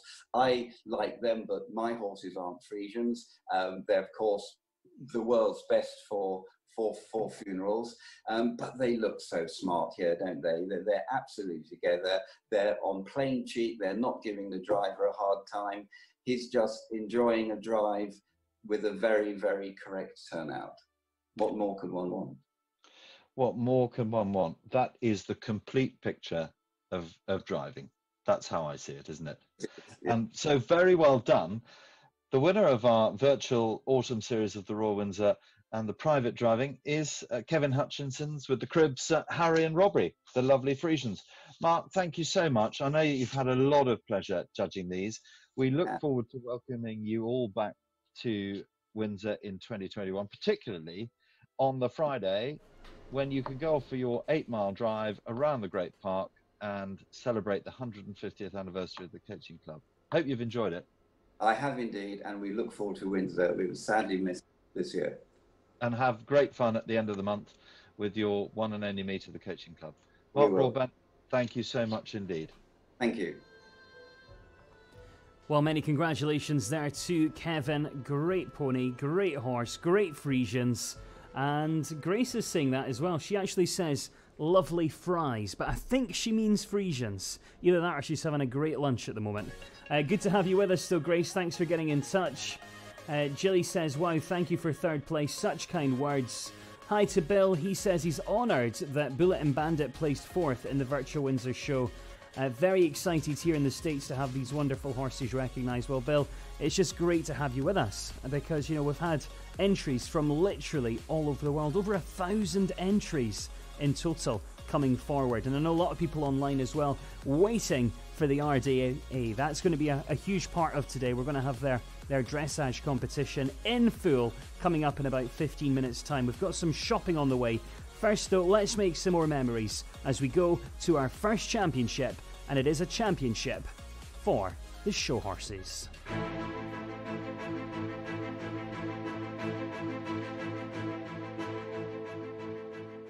So, Nigel, Anne, it's a separate championship. It is the Show Horse Championship going through to the Voltaire Design Supreme Championship that we're judging later on. of our autumn series. And this is for the hacks, the riding horses, and for the cobs. Did you two argue? That's what I want to know. Well, no, we didn't, and they are the hunters as well coming this. Oh, the hunters, yes. Yes, and you know, obviously Julian's not with us, so you know, Anne had a good look at. We didn't argue, did we? We got our champion straight away. That was no question. Then we had to think about the reserve with the hunters, didn't we? We just had and then Anne just said it's this, and I said whatever you want, Anne, that's fine. Is he normally as pliable as this when you're judging with him? He can be. He puts his point across quite strongly, but he is a gentleman, and he doesn't. It's not too overpowering, which you could imagine that perhaps he could be, but no, he's very good to judge with. When you two are judging championships, as you know, I see from afar, you automatically know when the judges have got on with each other and when the judges haven't, and you just automatically know, don't you? And I'm going to phrase this very diplomatically for me. When you've got a judge that you don't agree with, how difficult is it to get your point across? I think you've just got to, well, you've got to stand your corner, but you've got to have good arguments, and you've got to respect their opinion. But if your arguments are better, then you've got to convince them they're better with you know, logic. I mean, all the years I've been judging, there's only once I've ever had to get a referee in, and it was just a no-brainer. I just didn't know what planet my co-judge was on. But you know, that's the only time, because what the public don't want to see is a referee judge. They don't want to see it. They don't want to see judges that are arguing. You know, you can see when they're having different opinions, because we have a duty in there to get on with the job. The two judges that are picked, they've got to get on with the job. It's not a battle of the sexes or a battle of the wills. You know, it's a job we do, and you know, and then Anne flutters her eyelids, and then you just give in anyway. So, but no, I mean, it's very rare. But when you do get one, it does spoil your day, and in the end, you just think that. Anne? Well, as you mentioned, the article in Horse and Hound, I was born bossy. But what I have got to do is obviously respect that. The co-judge has got obviously their own opinions, which is as important as mine, as each other's. I've only had one occasion which was absolutely horrendous in all of my judging, where I wished I had been a referee judge, because it was in a championship, and the one that I particularly wanted to champion had done the most fantastic show. The other one that my co-judge wanted champion had done it on like a postage stamp, and we stood there, and like Nigel has said, it was obvious to the spectators outside that we weren't getting on. And on that occasion, purely for that reason, I actually backed down, because it was going on sort of for too long. But in my opinion, we nearly made a fool of ourselves, which was horrendous. But like sort of Nigel says, I think you've got to listen to each other. And Nigel and I once had a very good conversation in the main ring, actually, at Windsor. Windsor, yes.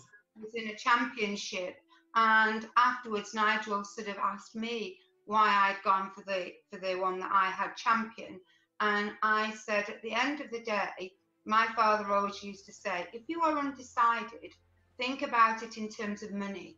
Which one would be worth the most money? And in my opinion, on that day, the champion was much younger than the reserve, and the reserve champion probably was coming to the end of his showing career, and the champion was a young one.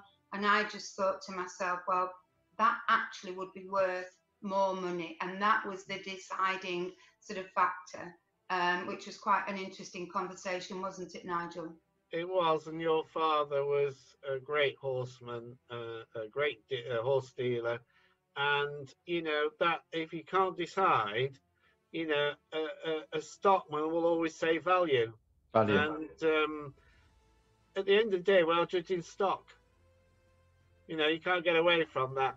But I do remember that conversation, because I remember with Anne, when I said to her, I said, I'm surprised you didn't, you know, you didn't go for the reserve. And it was just shook her head, said, no, that was it. And that's what she's like when she's judging. You'll go so far with Anne, and you know you can't go any further. And what's it like? What's it like judging with John? Oh, ask the stewards.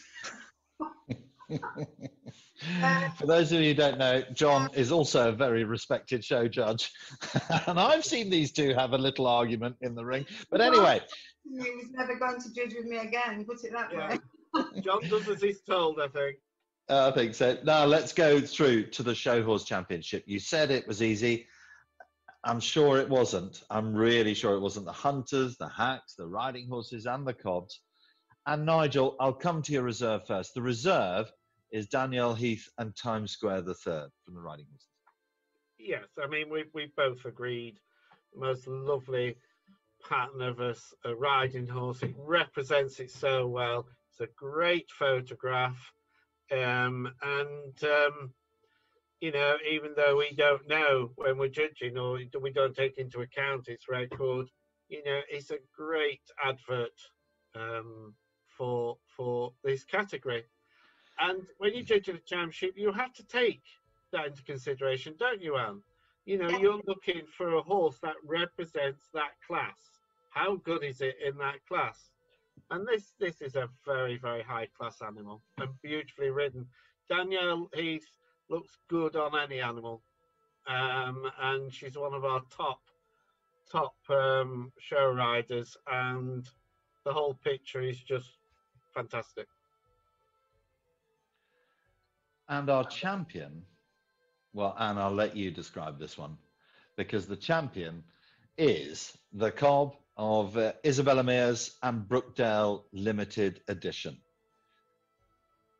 I think, can I just say that I wish we were judging this in sort of in real life, because what a fabulous championship it would actually have been. I can feel standing there in the ring, you know, sort of watching these animals. And as Nigel said, the riding horse is fabulous, and it's a fabulous riding horse. And, you know, it is a difficult decision when you've got different types. However, the cob is just fabulous. I mean, he has just, again, we've said it all before, he's got the quality, he's got the power, but he's got the elegance and the lightness. This cob, and we can't see from the photograph, but he's very light on his feet, you know, for a cob. So I think, you know, it was close, but at the end of the day, he is absolutely fabulous. I mean, and just look at that shoulder on that photograph. Yeah. Amazing. Could I also just make a special mention to the hack, the JJ Kemp, a beautiful type of hack, the middleweight of Polly Coles, and the small hunters of James Monroe. They were fantastic examples of, you know, what they represent, and very, very good winners. I mean, it was a classic championship, Nick. Good. Well done, both of them, champion and reserve, going through to the Voltaire Design Supreme Championship. Congratulations, though, our show horse champion of Autumn Virtual Windsor, Isabella Mears and Brookdale Limited Edition.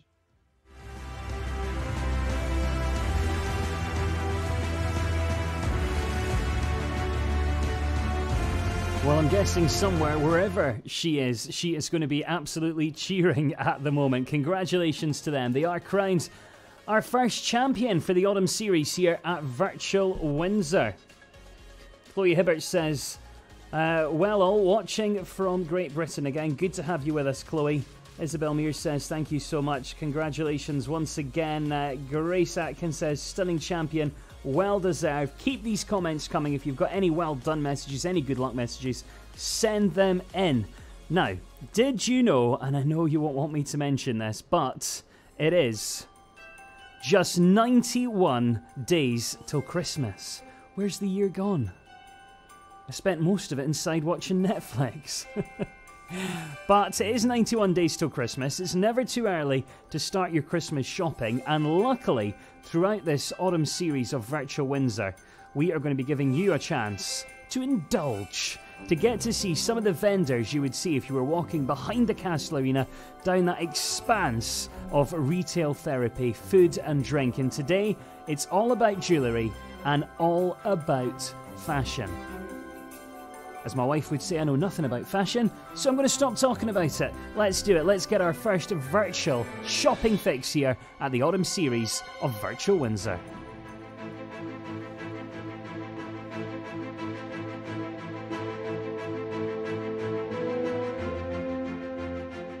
Hello everyone, my name is Pam Swift and I run the shopping at Royal Windsor Horse Show.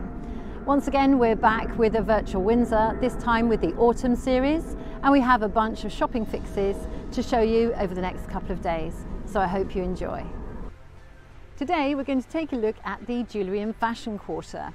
This is an area of the show that you meet when you first come into the event. It's full of shops, boutiques, selling accessories, jewellery, belts, bags, shoes, boots, anything that you like to spruce up your wardrobe.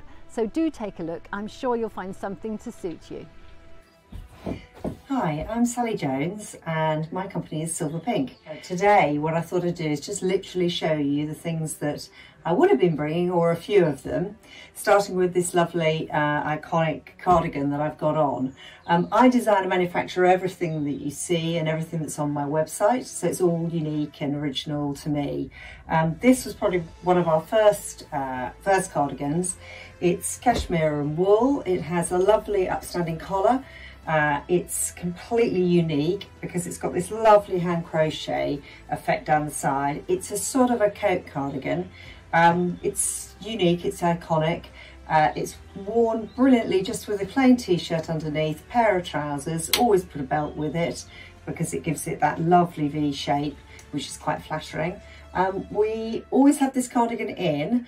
We don't run huge quantities because we like to keep them all quite unique.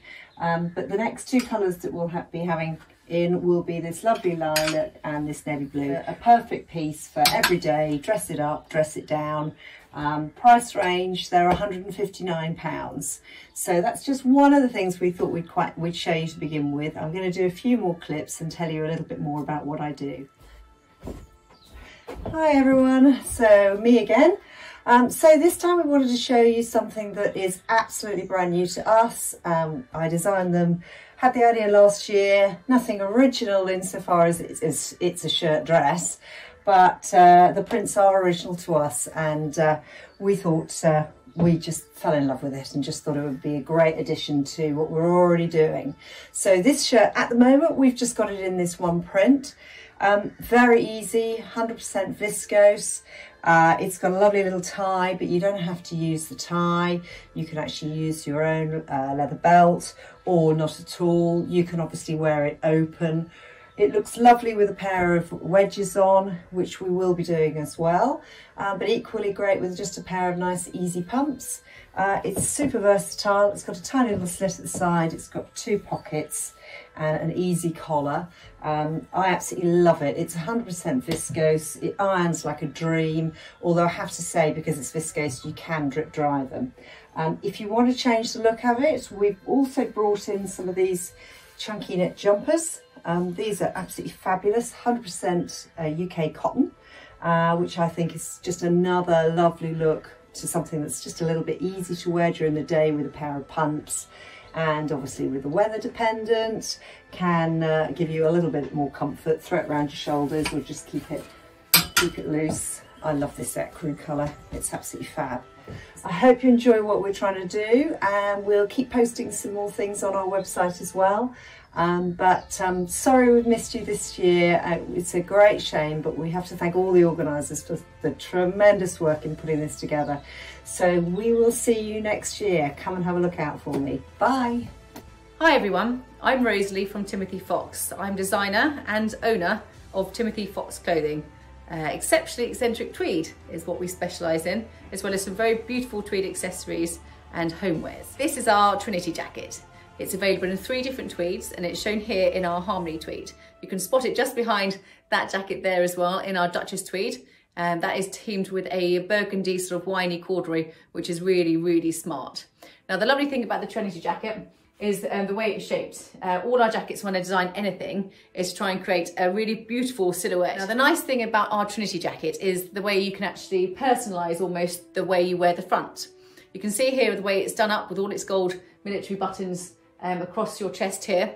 Really useful for keeping you warm, and also looks really smart. But if I undo two of the buttons and open the top of the lapel, you can see how lovely it just sits over and shows the coloured corduroy underneath. The nice thing I think about this particular tweed combo, the pewter corduroy is quite toning with the tweed, so it's not too much of a contrast. And it's really pretty with its turquoise and orange checks too. Now, the second way to wear, or the third way to wear the front, is to undo the top button in the middle here and pop open the second lapel. Super smart. The Trinity Jacket is also stunning from the back. If I spin the mannequin around, you can see, firstly, again, the arm length is extended to allow one to fold back or undo a button and fold back the cuffs if you have a slightly shorter arm. It's a nice way of not actually having to alter the jacket sleeves. The back here is seamed so that it creates an optical illusion that the waist is smaller, perhaps, than it is, but it just makes such a feminine, beautiful shape. It has a double vent at the back here as well, as a flattering shape. When I design anything, I tend to probably over-design it because there's so many amazing quirky things you can put into a product or a jacket, or to make it feel like it's your own rather than just a bog standard jacket front or pocket. All of our jackets are designed to be able to wear, to be very smart if you need to for a great day at the races or to the office or to a winter function like a winter wedding, but they all look amazing when you just put them over jeans and boots. So I hope you've enjoyed our trip around Timothy Fox headquarters. And please do visit our website at www.timothyfox, that's with 2x's.co.uk, to see the full collection. We specialize in cultured pearls and also have a gemstone range. We have a variety of necklaces, bracelets, earrings and rings in silver and gold. We are known for our one-off handmade designs which are not often repeated. We work with many customers to redesign and remake their old, inherited and sentimental jewellery. Hello and welcome to the virtual Wellygog stand at Royal Windsor Horse Show. What we are going to do is run through a few things. We don't know what the weather's going to be like, whether it's going to be warm or cold, so we're going to show you a variety of different products from our range which you can use for different weathers. So to begin with, we're going to talk about some boots. So these are one of our most popular styles. This is called our Sloan Boot and it's in the navy. This has been really popular. It's a gorgeous navy colour, so a little bit different from what you usually find. We do it in a brown as well, which is really popular as well. These are brilliant for walking. You can go to the field in them. They're completely waterproof to the top.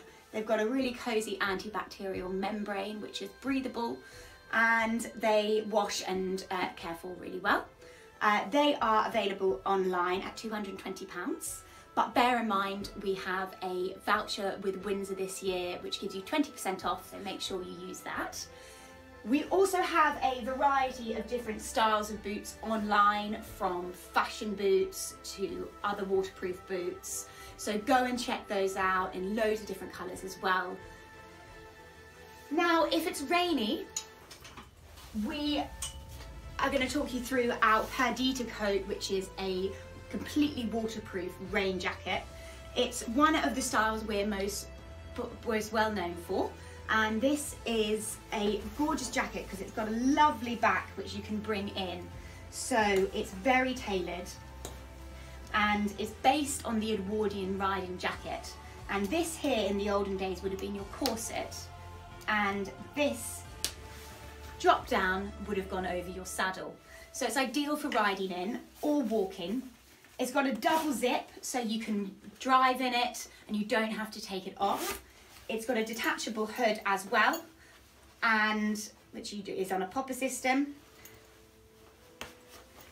And that comes all the way off, so if you wanted to smarten it up, you can do so. And it also has a safety pocket on the inside. If you're carrying any valuables, then it's got a zip safety pocket there. it also does all the way up to the very top. So on those horrible windy and rainy days, you are completely secure. And this is a gorgeous navy blue fabric. It's got a wax outer fabric, and then it's got the waterproof membrane, which makes it completely waterproof. And then it's got a really jazzy lining. So that's the Padita Jacket. That's online at £265, but bear in mind that 20% off. And we also do it in a check. This is a fab jacket because as well as being completely waterproof, it is also machine washable. And it's exactly the same features as the Padita. So you've got the adjustable back, so you can let it out in the winter time if you're going to wear an extra jumper. And it's got this gorgeous check pattern through it, so it's really stylish as well. And this is online at £275, but also bear in mind that 20% off. All those colours are available online, so do go and check them out. And we really hope you have a great virtual Windsor. Hi, I'm Helen and I design ladies cashmere and merino knitwear for my own brand, Kitted in Cashmere. I love mixing quality Italian yarns into interesting fabric, colour and pattern effects in my jumpers. They often come coordinated with scarves and lovely accessories, and you can check us out online at kittedencashmere.co.uk. We are here today shooting our new autumn-winter knitwear collection in the lovely Northamptonshire, and really exciting news, we have got a new menswear collection. We've got this fabulous stretch roll neck in cashmere stretch. It's super comfortable to wear in two great colours, khaki and natural. And I've dragged my fabulous cousin Albert in to model for me today. He's wearing the size 1, but it comes in 4 sizes. And we also have a really lovely classic high V-neck for men, which is again a great fit. It's going to be online shortly, so have a look, and it comes in navy, light grey, green and natural. I'm wearing our lovely roll neck. This is new, it's blue, it's in our colour twist, and it comes in great new colours. I really hope you enjoyed those shopping fixes, and we hope to see you again really soon.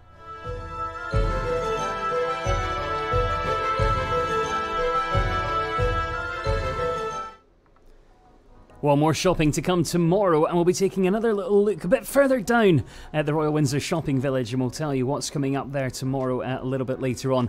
For now, though, we're about to get back to the action. I know lots of people are waiting for the RDA. Lots of people are waiting to watch William Whittaker in the first of his masterclasses here. But we are about to go a little bit international with our next competition. This one is going to be supported by the Royal Agricultural Winter Fair in Toronto, and that's the show I go to every single year. It's 10 days long, and if you imagine one of our agricultural shows in the UK, it's a little bit like that, but it's all indoors. They've got the butter sculptures, the chickens, the sheep, the cows, lots of shopping, and then of course a full programme of equestrian sports, including a Longines World Cup as well. And of course they're in the same situation as us. They can't run this year, so they're going to have their own virtual show, and I think there's some competitions that you can get involved with. So just Google the Royal Winter Fair in Toronto, you'll find their website, all the information's on there, but they are our sponsors as we head to our next competition, and those horses are about to get heavy.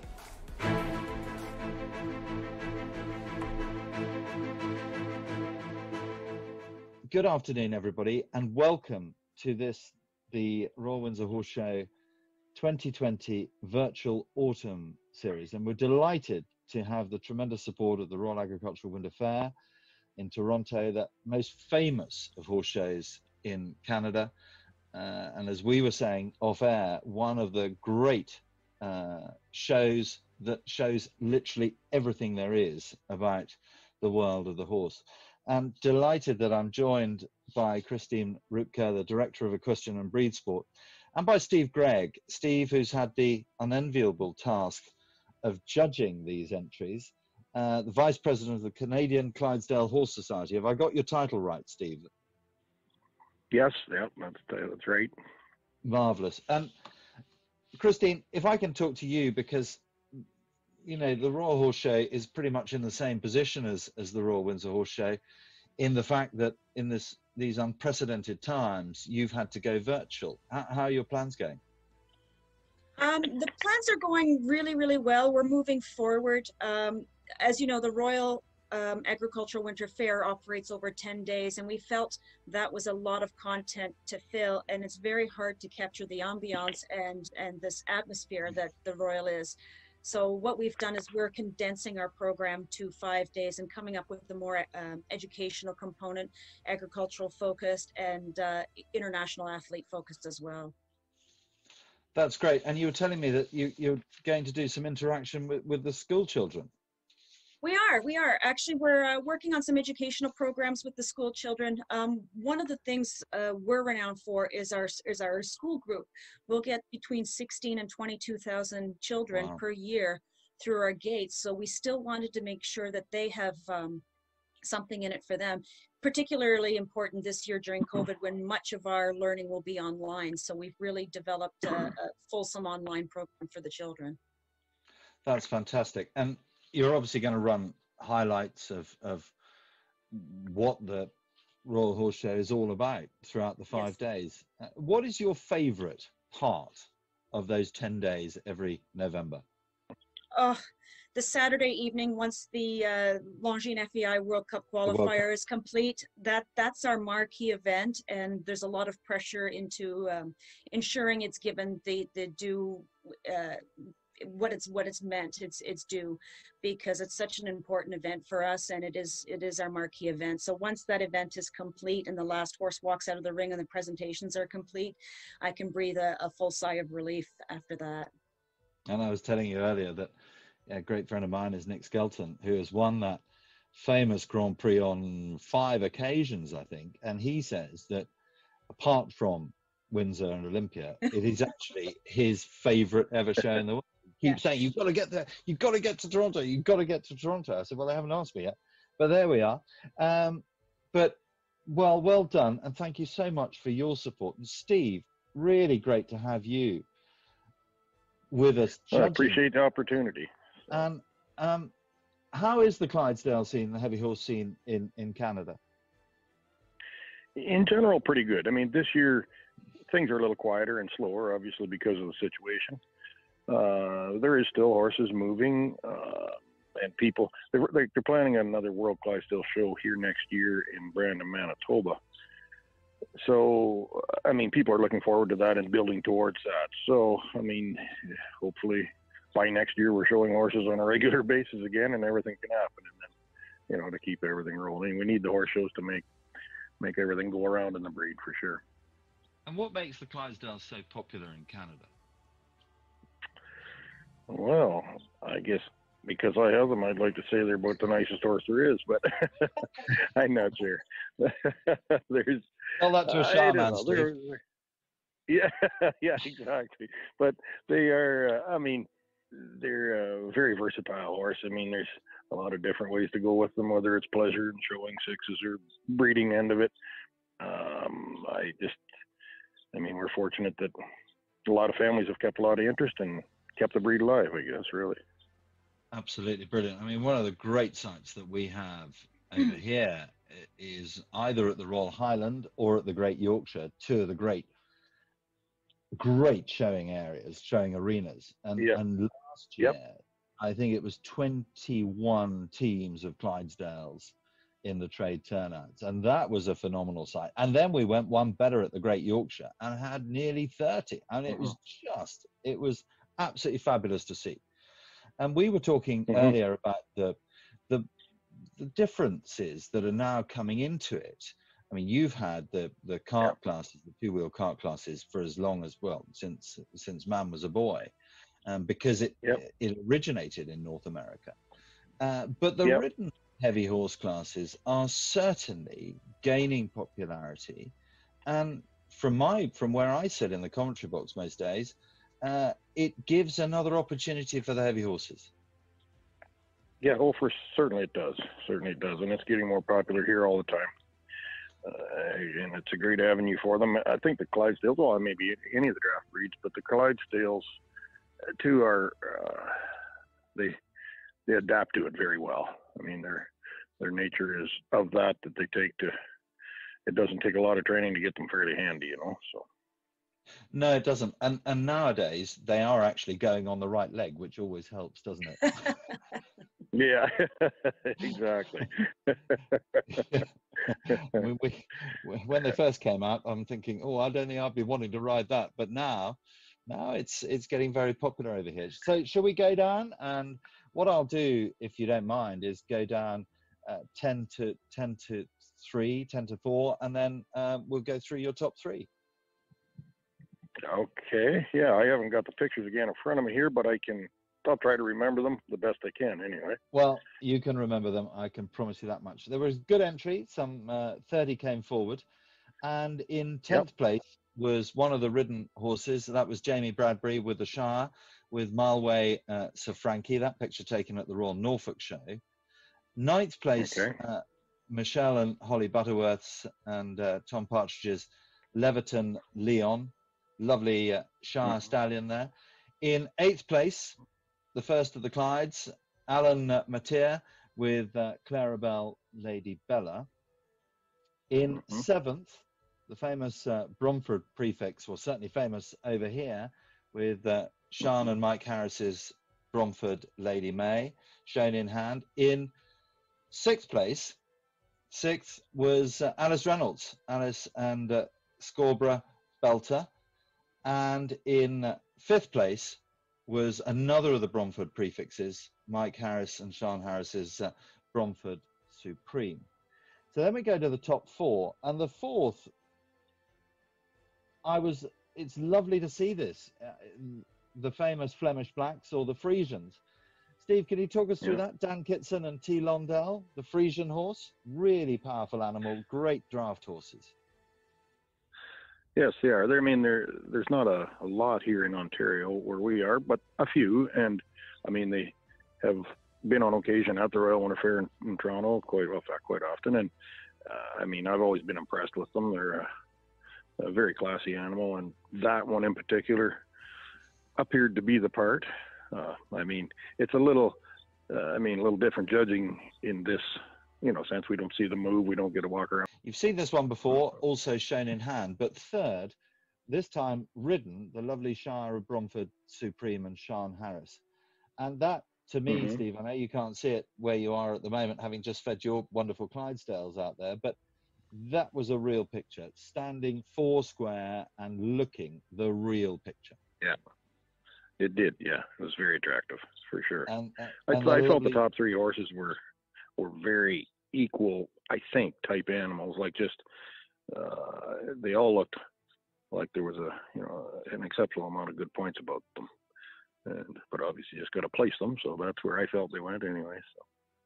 And it must have been really hard not being able to get up to the feathers and up to the withers and actually seeing them move. But that must have been the hardest part of judging these.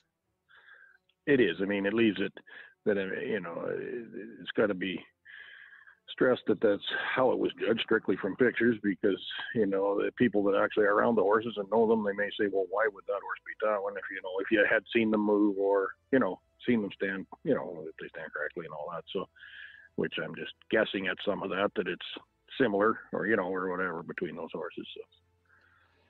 But the other way, of course, may be that when you've seen them move, they go down to the bottom of the line. So it could be anyway, couldn't exactly. It? Oh, exactly. For sure. For sure. As we've all seen it, and lots of muttering from the side of the ring as well. Oh, yeah, exactly. The gallery. In second place, Steve, you put a Clydesdale up, and well done to Matthew Burks and Auchengree Amy. Lovely Clyde. Yeah, she is. Yeah, for sure. For sure. Certainly, and it looked like any angles I could see or what I could see from the picture looked very correct everywhere, the Clydesdale, I thought. And as well as the Shire that was on in first place was, I mean, what I could see, I liked. I guess you put it that way. Well, very well done indeed. And so the winner, I mean, in fact, your second place Clydesdale, Matthew Burks is very famous over here. He's on the Shire Horse Council, And he's the only person in the world to serve on all 4 heavy horse breed judges panels. So that's pretty something, isn't it? Okay. Yeah, it is for sure. You know, Johnny Peacock, eat your heart out. He can judge Shires and he can judge Percherons and Clydes, but he can't judge all the others. So there we go. And I know that he's been to the Winter Fair and loves it over there. So your winner, what a picture. Tracy Wilton and Ellen Lady May II, Chris Wilton's lovely Shire.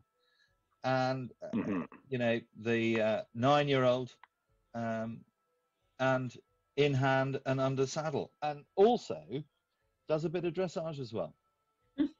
Oh, does she? Yeah. Yeah, she does. Yeah. So what stood this out? I mean, to me, it's just the perfect picture. The lovely straight back, the lovely withers, and the real conformation. Yeah, she looked very strong in conformation. You know, a high-hocked individual, very, very nice ankles and pasterns, and very well balanced, nice length of neck, nice slope of shoulder. You know, just an overall picture was very attractive. Anyway, you know, and I mean, judging in this kind of situation, pictures are obviously a big key. How good of pictures they can get, you know, and that one to me was exceptional. So just stood out, didn't it? I mean, it's a lovely story actually, because Tracy, who sent the picture in, and her husband Chris, Tracy's been riding all her life and started showing a few years ago, and then she met her husband Chris, and he had a young Shire, and they both got addicted to the breed, and it went from there. And now they've got 6 Shires, and they both live for the showing. Isn't that how you get into it? Yeah, exactly. That's tremendous. It's a great story, and so very well done, and so many thanks to the Royal Toronto Winter Fair for supporting this, and well done to Tracy Wilton and Ellen Lady May II. Steve, thank you very much. It's been a real privilege to speak to somebody whose history is steeped in what I would call the Scottish breed of the heavy horse, but obviously they are the Canadian exactly. breed of the heavy horse. And thank you. I hope you've enjoyed it. Oh, I have. It's my pleasure for sure. It certainly was. It was a good deal. And you better go and feed those foals now, haven't you? They're getting hungry. Yeah. Carry on and do some work. Carry on and do some work. Thank you, Steve. And Christine, thank you so much for everything. It's been amazing. And good luck with your virtual. I know that you'll do it well, because, you know, top quality shows do things properly. Thank you so much. It's been an absolute pleasure to play a supporting role. And I think what Windsor is doing with their virtual series is just tremendous, and it's allowing all of our people to stay engaged. So thank you to Royal Windsor. And you know what? You know, it is very much hands across the water, and who knows where this may go in future. I hope so. Thank you. Great. Exactly. Thank you both very, very much indeed. Well, there's our full results. Congratulations once again to Tracy Wilton, who I know is watching, and she says thank you so much. Well, thank you to you, Tracy, because, I mean, that horse was just amazing. The picture was absolutely stunning, and as I mentioned before, and as Nick mentioned there too, actually, you know, the Royal Winter Fair in Toronto, they are supporting that competition we've just watched. But if you've never been, when the world hopefully gets back to a little bit more of a normal place, make sure if you're going to take a vacation or a holiday, you head over to Toronto in November and go see that show, because there's something for the whole family, from the petting zoo, from the sort of theatre out the back that's got lots for the kids, to the world-class sport, the shopping, the cows, the butter sculpture. I could go on and on and on. It's, I think, my second or third last show of the year normally, and it's one I always look forward to, so definitely worth heading over to have a look at that. Thank you to everyone who's been in touch here this afternoon. Dickie says well done to Daniel Kinson. Who else have we got watching? We've got Lily Partridge that says brilliant. Matthew Burke says well done, Tracy. Rita Burke says yay, very proud mummy moment. I'm glad you're enjoying it, Rita, and it's good to have you with us. Thomas Partridge says good job, Matthew, great result. Matthew Burks, congratulations to all concerned. Fantastic class. I love seeing the heavy horses. And I don't want to keep going on too much about Toronto, because this is Virtual Windsor, but actually one of the the most amazing things to see backstage at the Royal is when the sort of thundering hoofs of the 6-horse hitch comes through their warm-up, and those sitting on top of those really, spectacular carriages have to lean right forward because there's not much space back there. It's normally a ice skating rink, and it gets transformed into a world-class equestrian facility. Anyway, we're going to crack on now because I know so many people are waiting to see the Riding for the Disabled Association dressage competition, and this is one that just had so many top quality entries. And I've got to tell you as well, the RDA, we know they do a tremendous job all over the place, and they've been affected by COVID in the same way that the rest of the equestrian community and the rest of the world has been affected by COVID as well. But when they had to close their doors because a lot of their members would have been shielding, they would have been classed as a high risk, they still had all those horses to look after. When you think of how many groups there are just, throughout the United Kingdom, each of them are going to have, 10 or more horses. And they've all got to be looked after. They've still got the vets bills there. And they've also got to train the volunteers because these places are mainly staffed by volunteers. So, they've got to train the volunteers and how to bring people back really safely and look after those members as they start to return. And because of that, the Resilience Fund has been born. They're going to be developing practical solutions for adapted activities, training and other services to keep the RDA communities together. It's such an important fund. Please, if you can, get online to rda.org.uk/donate. They are wanting to respond, they're wanting to rebuild, they're wanting to recover, but they can't do it without your help. So if you can help, definitely get involved with this. Let's send it back over to Nick Brooks-Ward. Good luck to everyone involved. So many people have been waiting for this, so I'm going to stop talking and hand it over to Nick. This is a very, very special competition. And I'm very grateful, thanks to the Riding for the Disabled Association for putting this whole thing together. And our very grateful thanks indeed also to John Robinson. John, congratulations for just being made an FEI Level 5 5-star judge in para equestrian. Huge honour, top judge in Great Britain. And it's great for us to have you with us taking us through the tests. And our very grateful thanks indeed also to the players of the People Postcode Lottery and to Witch Hanger for their tremendous support providing the prizes, because this has certainly captured the imagination of that most august and vital of associations, the Riding for the Disabled Association, under the patronage of Her Royal Highness the Princess Royal. And they do so much. So what we're going to do now is we're going to take you through the top placings, and then we're going to have a look at the top 10. So, congratulations in 20th, Amy Williams, Sarah Wilson-Beer in 19th, Nikki Reynolds in 18th, Mary Lee in 17th, Alfie Brew-Lee in 16th, William Harris, Prince Naz in 15th, Tegan Vincent Cook in 12th equal with Katrina McCartney-Kitson, and then Isabella Pizzella in 12th equal as well, and Frank Baskerville also. Well done to them, they're in 11th. And so we're down to the top 10 in the Riding for the Disabled Association Dressage Challenge, supported by players of the People's Postcode Lottery, and the prizes very generously provided by Witch Hanger, sadly. And those top 10 that we're going to see the dressage test now, well done to Amy Wilmot, to Peter Broom with Mystique, Elise Cobra and BZB, Lizzie Bennett, Hamish, Ursula Treadgold, Dominic Fenner, Banting Glass Lad, Sophie Alice Pearman, Lee Lawrence, Oliver Pierce, and Cassia Amelia Dudek McGee and Caraboc, Queen of Hearts. Good luck to you all. Over to you, John Robinson. So in 10th place in the Riding for the Disabled Association Dressage Challenge, we have Dominic Fenner and Banterglass Lad. This athlete is intellectual disability, which is not actually a classifiable disability, but is recognised by the RDA. For those who only know FEI Para, we do actually run tests for intellectual disability. This competitor is doing the walk and trot test. I was quite pleased with that entry. It was fairly straight, just needing a little bit more energy, and the horse drifted right in the move off. So it was certainly satisfactory being a 6 mark. And the next movement, we see a medium walk, change of rein. It's a correct rhythm in the walk, quite straight across the diagonal, which pleased me. So I'm looking at quite a good mark for that, at least a 7.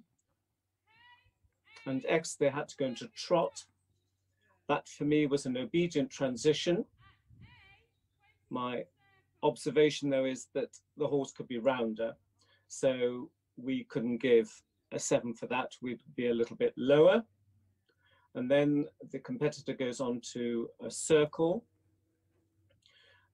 The rhythm was kept, but I would have liked to have seen the athlete competitor maintain a little bit more connection into the contact. So now we go working trot, medium walk. I thought that was quite a well executed movement, so we're talking about at least a 7 for that. And then they had to change the rein and walk, which is a correct rhythm, nice and straight and quite well into the contact. So once again, I'd be looking at quite a good mark, a 7 at least for that. And then we continue in walk. To me, that's quite a nice activity. So I'd be on quite a good mark again for that. And then shortly should be going into trot. Right, that was an obedient transition, which pleased me, and I'd be once again on quite a good mark for that. And then working trot round to A on a similar mark. At A, the competitor had to do a circle, and the trot was speeding up a little bit, and she was losing the bend. So it's sufficient because she trotted a circle, but not really in a satisfactory grade yet. Then working trot, and then medium walk, which I thought she did quite well. So once again, we're on quite a good mark for that. Now she has to change the rein, allowing the horse to stretch on a longer rein. I thought she just lost a little bit of fluency there. You see she slightly wobbled across on the diagonal. Certainly satisfactory because she did show a difference and allowed the horse to stretch into a longer rein. Medium walk is the next movement, and I thought that was quite well executed. She kept the rhythm of the walk, nice clear rhythm, 4-beat. And then at 8 she goes into a working trot, very obedient into the working trot. Once again, that would be quite a good movement. And then to finish the test, she comes down the center line, and I thought she hit the center line quite well, almost straight on the center line. So we're certainly looking at quite a good mark, if not a good mark, up to an 8 for that. So that was a great round from Dominic there, and now we're on to the first of our 2 equal 8th places with Peter Broom on Mystique. Back to John for judging. So Peter is also doing an intellectual disability test, this time walk, trot and canter. Not quite on the centre line, but he is riding quite straight on his own line. So I thought that was quite a good entry and quite a good move off. And then track right, and then he has to go across the rein, and he's almost straight and quite active. There you see he's a little bit to the right of the centre line, so that wouldn't be a 7, wouldn't be quite a good mark. And then not always round enough on the diagonal there, and looking to the outside. So it's certainly a sufficient mark, but not really any more than that. And then onto a circle, rode the circle quite well. My observation here would be that the horse needs to be in a rounder outline. Then into working canter, I thought that was very obedient and fluent, so that would be quite a good mark. And then once again, the transition to working trot. I thought the transitions were quite fluent. Once again, that would be quite a good mark. Nice transitions. And then he's doing the stretch on a long rein. I thought that showed nice relaxation. Once again, quite good in my book. And then goes into working trot at C. I thought the horse was very obedient to the aid, but just needs to be a little bit more supple over the back on the circle. but certainly quite good. And then they canter right round the arena to A, and I was pleased that the horse maintains quite a good activity in the canter, quite a good rhythm, so that's certainly a 7. Needed a little bit more balance there and a little bit more bend, so certainly satisfactory, but not quite good enough for a 7. Needs to be a little bit rounder in his outline. You see that he's getting a little bit hollow there, so that would be, in my book, certainly satisfactory. Now he goes across into some medium trot strides, but to me the tempo quickened there, so it was sufficient. And then working trot, and I thought that was a nice active working trot. Could be a little bit rounder, but I'd be on the verge of giving that a good mark. And then almost straight on the centre line to finish, just to see the shoulders a little bit out to the left there, so that would be once again quite a good mark. So a great test from Peter there to get into 8th place on a score of 67.75%, and we have one other rider who's also achieved that score, so an equal 8th place, it's Oliver Peace and BLS Mere. So this is Oliver. He's a grade 4 rider. He's been classified grade 4, and in his test he has to show walk and trot, some medium trot strides, and also canter. Grade 4 is becoming less disabled. We start at 1, which is the most disabled. So I thought the horse drifted a little bit to the right, almost straight in the halt, so I'd be on certainly a satisfactory mark, but not quite a good mark. And then they have to do a half circle, 10 meters, which is quite difficult, to X, trying to judge that. I thought it was very accurately ridden. Just needed a little bit of a rounder outline, so I'd certainly be on quite a good mark there. And then they have to do the same on the left rein. So we're looking for E, a half circle to the left. So watch carefully, could be a little bit rounder in the outline. But accurately ridden. I didn't think it was quite as good as the first one, only because the outline needed to be a bit rounder, and there the horse lacked a bit of bend in the corner. Now, here they have to do 2 half 20-meter circles. I observed that the horse went very deep into the corner and followed the track, which is riding too much of a square. So I'm afraid I was on a mark less than sufficient there, because it wasn't really 2 half circles. Now we do some medium trot strides. For me, the tempo quickened, but he was straight and he did show some difference. So I'd certainly be on a satisfactory mark there. And then the next movement, he has to demonstrate the free walk on a longer rein, right? And I thought the horse was very relaxed and stretching nicely to the contact. So I thought Oliver did that really quite well. I'd certainly have to give him a good mark for that. It was well executed. And then Oliver has to go into working trot at A, and then working canter. So I'm looking at the transitions here. He was fluent into the trot, I thought, but if we watch the canter, he's a little bit hollow in the canter. So I was on a satisfactory mark. And then a circle left in canter. I thought he kept the canter going quite well. Just needed to be a little bit more supple, but I was pleased by the fact he maintained the canter so well. So I'd certainly go on quite a good mark again for that. And then we have working trot and a medium walk transition. And then EX, he has to do a half circle left. And if we look carefully, see how accurate it is going to X. I thought that really was well executed, so that would certainly have to get a good mark. And once again, that was well executed too. So BF medium walk, I thought the walk was active in nice rhythm, so that would receive a good mark. Then at F, shortly he goes into working trot. I felt the outline could have been a little bit rounder there, but it was an obedient transition, so we're talking about a satisfactory mark.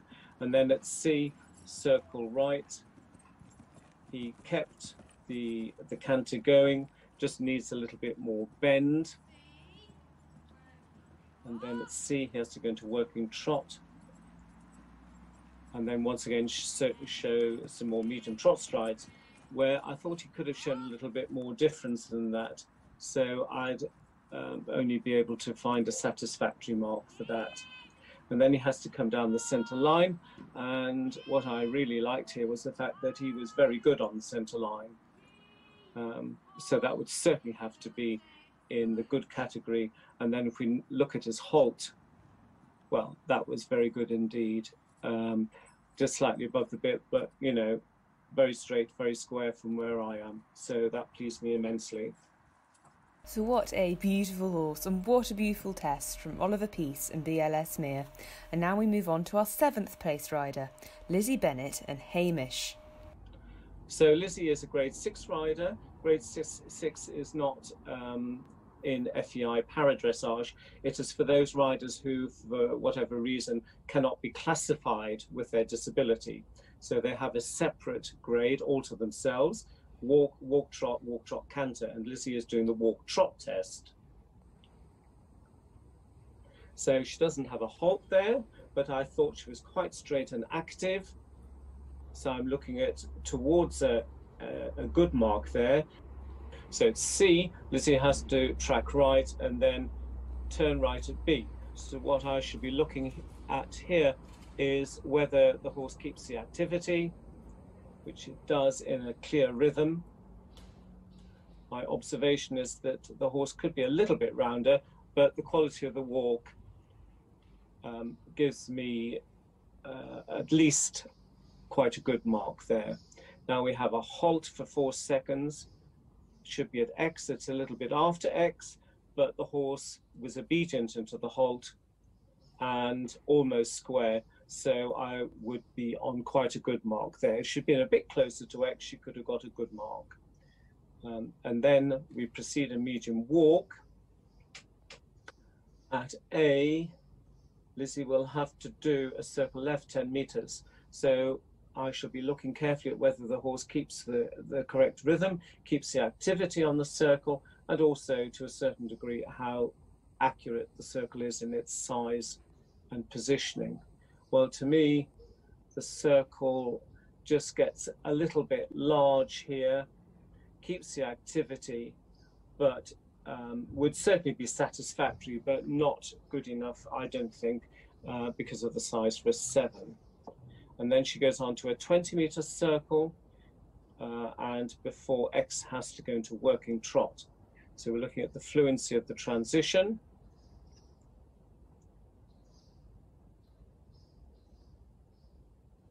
And there we see that the horse is obedient into the trot, slightly looking out on the circle. So not quite a 7, but certainly obedient and fluent in that transition. Then AF, working trot, and before B, medium walk. I thought this was very fluent, nicely obedient, quite a good movement. And then we have to, Lizzie has to turn left and then turn right. So once again, looking at the activity in the walk, if it's kept, and the fluency and bend on the turns, which to me was quite well executed there. So once again, looking at quite a good mark.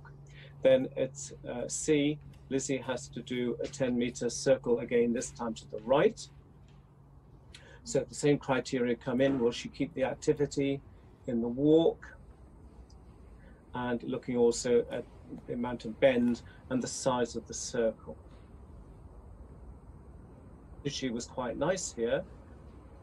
Needs a little bit more bend and slightly looking out, but I felt that was a little bit better because of the size of it than the first one. So I'd have to be on a higher mark than in movement 3. Now she has to go into trot on this 20-meter circle before X.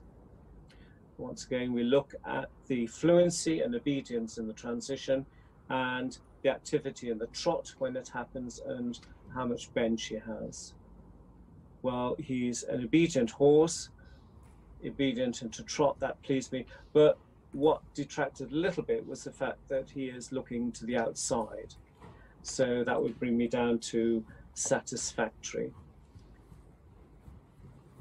CM working trot and before B medium walk, which I thought was quite well executed, nicely straight on the long side. And then BKAF, she has to change the rein in medium walk. I thought she kept a nice activity there and was really straight on the short diagonal in a fair outline. So I would be certainly approaching a good mark for that. And then in the next movement, Lizzie has to change the rein, allowing the horse to stretch, FXH.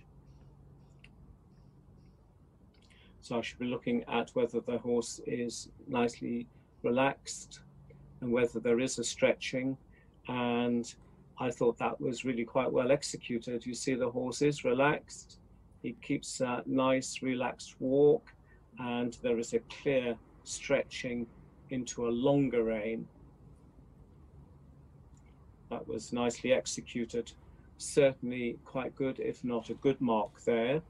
And then to finish, Lizzie has to pick up the medium walk again at H and go HCM medium walk, and then before B, a half circle onto the center line.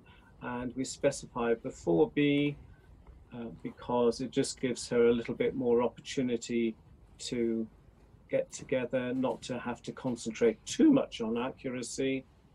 And I just felt there that the horse needed a little bit more energy, kept a nice rhythm and was onto the center line. So a little lack of energy prevented me from there giving it a good mark, but it was certainly a nice halt and very obedient into the halt. And a good score there for Lizzie and Hamish, 68.3%. And now we move on to our next rider, who is Ursula Treadgold riding Tyler II. So here we have Ursula, who is a grade 5 rider. Grade 5 is the least disabled and has to do walk, trot, canter, showing some medium paces. I thought that was a nice presentation onto the centre line, just lost a little bit of straightness and move off, certainly quite good in my book. And then next movement she has to do is quite demanding, track left and turn right. So we're looking at keeping the energy in the trot and getting a bend on the turns, which was well executed. That was a good movement. And then at K, shortly, she has to circle right 10 meters. So looking to see that she keeps the activity in the trot, the size of the circle. It was, I thought, quite a fair circle. So looking at quite a good mark there. And then EXXB, 2 half 10 meter circles, which is quite difficult. Will she get onto the center line at X? Well, almost. And if she got a little bit closer to X, I would have given her quite a good mark. So almost there, but not quite. M, circle left 10 meters. Active, keeps the bend. But to me, just the pole is getting a little bit low. So I'd still possibly give her quite a good mark there because it was quite accurately ridden and active. Now she has to do medium trot strides, and I thought that actually the rhythm was really quite nice there, so that would, in my book for RDA, be quite a good mark. And then she has to show another medium trot, this time across the diagonal, and I just felt there that she needed to cover a little bit more ground. And then you'll see that before H, the horse comes a little bit against the hand. So that one wasn't quite as good. Then halt and mobility 6 seconds. I felt that it needed a little bit more balance there. You see that he moved his off 4. Not square. So it certainly performed the halt. So it was sufficient. And then we have extended walk. So she has to walk with a longer frame, a longer stride, keeping the contact, swing through the back. I like the relaxation there, but just felt the walk could cover a little bit more ground for an extended walk. So certainly be looking at a satisfactory mark, but not quite a 7 because of the lack of ground cover. Before a working canter, I didn't think it was quite clearly direct enough, and the circle for 50 meters was too large. But overall, it was sufficient. It performed the movement. Now she has to do a loop of 5 meters, and I thought the horse was well balanced. She rode that well. That was a good movement. And then changing the rein now with a change of leg, lead through trot, 2 to 3 steps. So you have to count very clearly, and to me there were too many trot steps there, so it was satisfactory. And then we do another 15-meter circle, this time on the right rein, and I thought that the horse was in a nice balance, slightly large, but you know, I think possibly towards an 8 there. I like the balance and the loop here. I thought there was a slight loss of balance, which wasn't quite as good as the other one. Now she has to go across the diagonal and do that transition, and I thought she was straight, and that was quite well executed. And then onto the centre line to finish. I felt that she was just a little bit unbalanced to the right, coming off the centre line there into the halt. So certainly satisfactory, but not quite good enough. There you see she unbalances to the right, not quite good enough for a mark of a 7. So a really smart test there from Ursula Treadgold and Tyler II for a score of 69.77%. And now we move on to our next rider, and in 5th place it's Lee Lawrence and Flustern. So this is Lee Lawrence, who is an ID rider doing a walk and trot test. ID, as I've already discussed, is not classifiable, but certainly recognised by the RDA, and they have their own classes. So Lee comes down the centre line. I quite like the activity there, almost on the centre line, drifting a little bit in move off, you will see. There we go to the right. So we're looking there at a satisfactory mark, because Lee certainly fulfilled that movement. And then CM medium walk, and then has to change the rein to from M to X. I thought the activity there was quite nice, and the horse was straight. Just could be a little bit rounder, but certainly verging on the 8 category. Then at X working trot, the transition was very fluent, very obedient. Quite good there. At A, circle left 20 meters in working trot. So we're looking at the size and shape of the circle, the activity of the trot, which I thought was in quite a good rhythm. Just to me, preventing it from getting quite a good mark was the fact that Lee needed to show a bit more bend. AF working trot, FB medium walk. So let's look at the fluency of the transitions, the obedience of the horse. I thought that was fluent and obedient. Looking at probably a good mark there. BH, changing the rein in medium walk, the straightness of the line and the activity. Could just be a little bit rounder, a bit more supple through the back, which would prevent me from giving it quite a good mark. But there we have medium walk again, which is quite a good rhythm. Could be a little bit more, a bit rounder into the contact, but I like the activity that the horse showed there. So that was quite good in my book. Then MBFA working trot. I thought the horse was obedient into the trot, performing quite a good movement there. And at A, circle right, I thought it was quite fluent, just needs a little bit more energy to obtain a good mark. But I think you will see how the horse is quite nice and fluid on the circle. Then AK working trot, KE medium walk. And I thought the transitions were quite well executed here. So we're looking at the 7 category. And then Lee does the stretching movement on a longer rein. Horse is nice and relaxed, starting to swing through the back and cover a little bit more ground, seeking the contact, which was quite well executed. And then picks up medium walk at M, CH.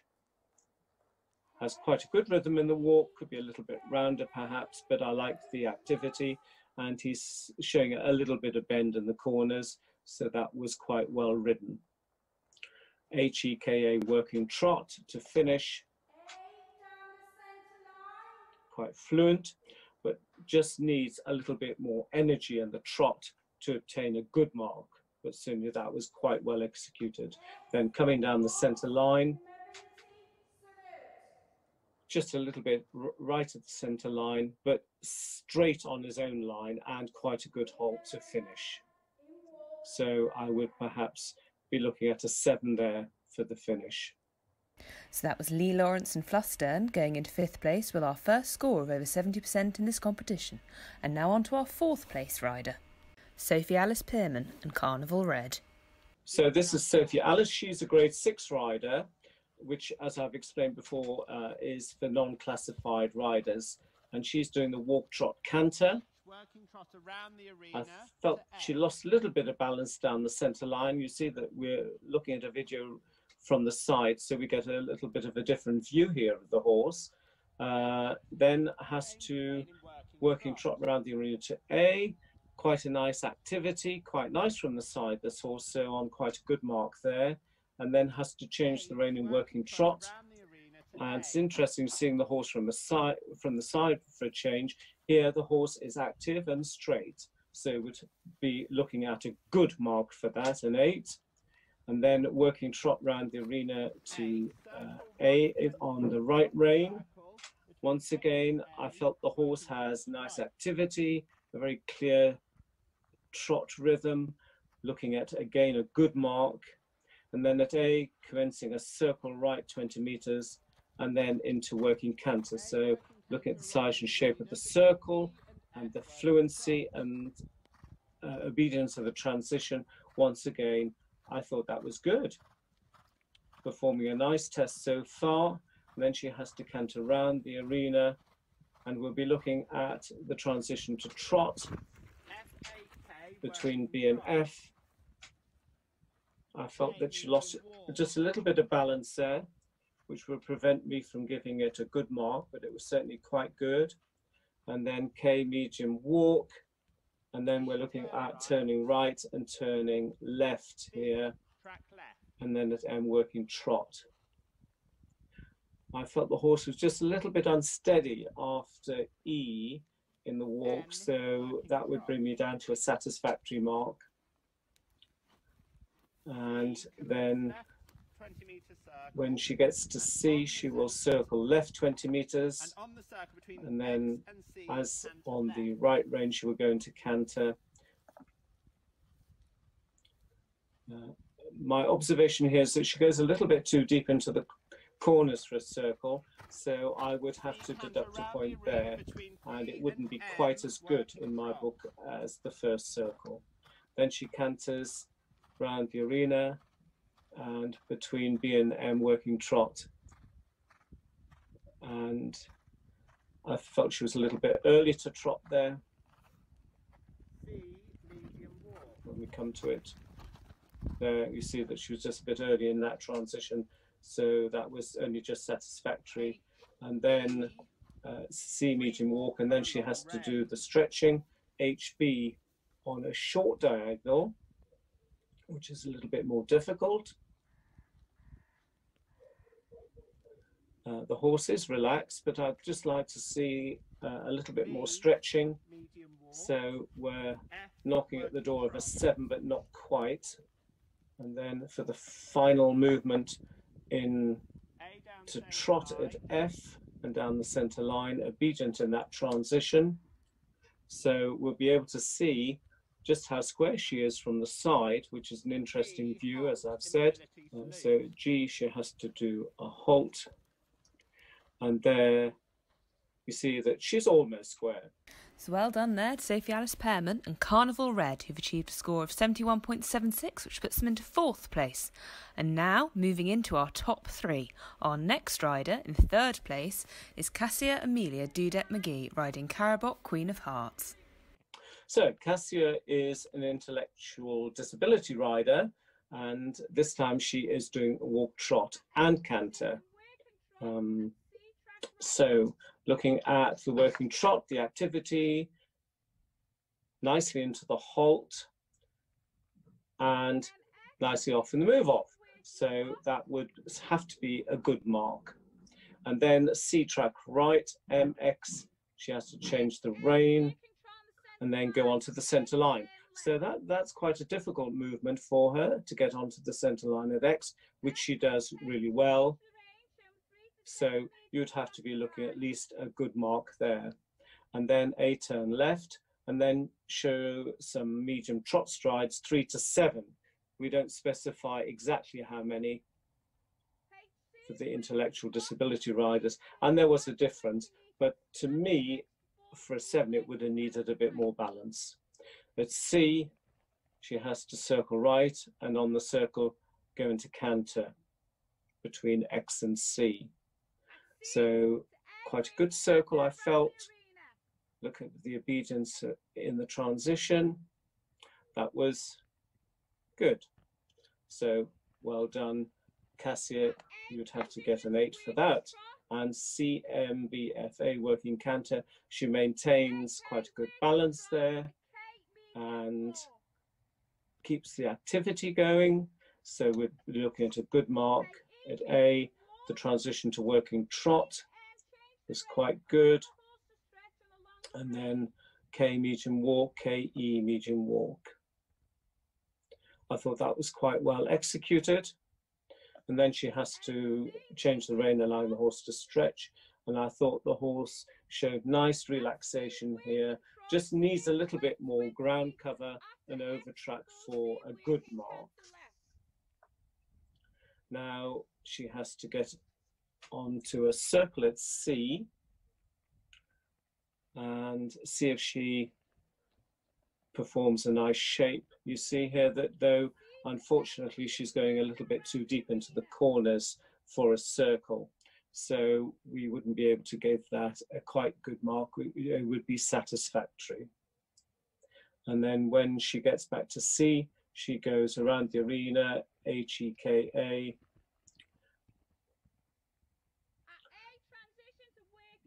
And unfortunately, she briefly broke there, which would bring it down to a sufficient mark. At A, transition to working trot. And then we're looking at the turns at B and E. So here she needs a little bit more bend on that turn, but certainly quite good. I felt the next turn at E was a little bit better. So that got a higher mark from me. And then she has to change the rein, MXK, showing some medium trot strides again. Once again, 3 to 7. We don't specify exactly how many. I felt there was a difference, but needed a bit more balance and would have needed more balance to obtain a 7 from me. Then coming down the center line, KAF, FX. So an interesting line and quite a difficult line, right, which I thought she did well. Got onto the center line, kept the activity nice and straight on the center line, so that would be good, perhaps a 7. So, well done to Cassia Amelia Dudek-McGee going into the 3rd place on that score of 73% with Carriage, Queen of Hearts. And now, in 2nd place, it's Amy Wilmot and Lottie. So this is Amy. Amy is a grade 2 rider, grade 1 being the most disabled. she has to only show as a grade 2 rider walk and trot. So I thought she was nicely on the center line there. That was a good halt. And then she proceeds in medium walk, which to me was all good. So that would obtain an 8. Then at H, when she gets around the corner there, she'll do a transition. Let's see the fluency of the transition. Thought the horse was obedient. Quite good there. EKA is the next movement, and looking at the energy of the trot, which I thought she maintained quite well. So that was looking at a 7. A, circle left 20 meters. Thought she performed that quite well. Nice shape and size, really, on the whole, and very fluent, which keeps the quite good marks coming. And then at A, transition to walk, which was nice, to F, short movement there, looking at quite a good mark again. And then changing the diagonal FXH on this longer rein to allow stretching. I thought the horse was nicely relaxed, seeking the contact mostly until perhaps to the end, but certainly quite good. Then regaining medium walk at H. And then she has to do what I think is more like a Grand Prix movement, 2 8-meter circles in effect from C. So we're looking at how she maintains the activity, how she goes from one bend to the next, and how accurate the 8-meter circles are, which I think we would all agree is a very difficult movement. And I think she does that really well. So I would be looking at giving that a good mark. You perhaps rarely see it as executed as well as that. Then at M, working trot transition. Once again, I thought she was obedient into the trot. That was quite good. Then has to trot round to A, which is in quite good rhythm, quite active. That's quite a good movement again. And then at A, circle right 20 meters. Size and shape of the circle is quite good. It's all quite fluent and active.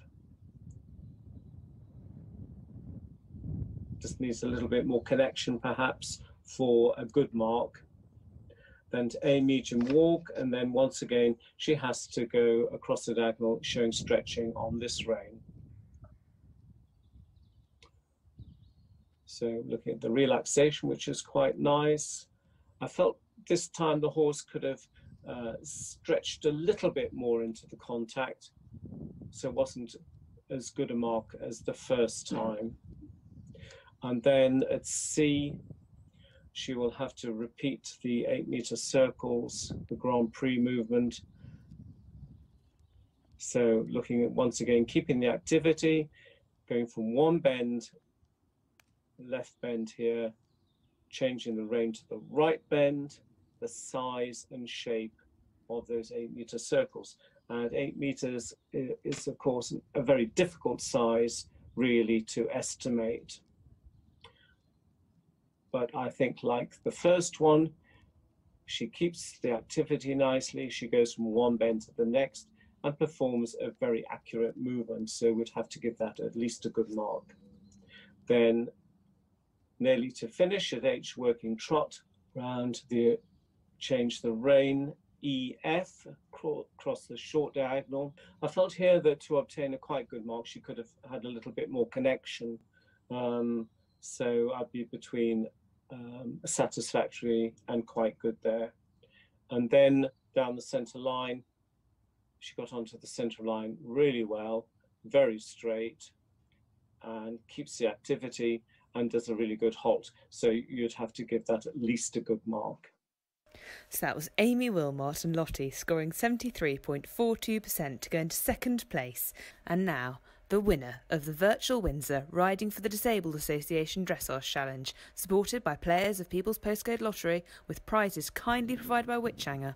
It's Elise Kubra and BZB.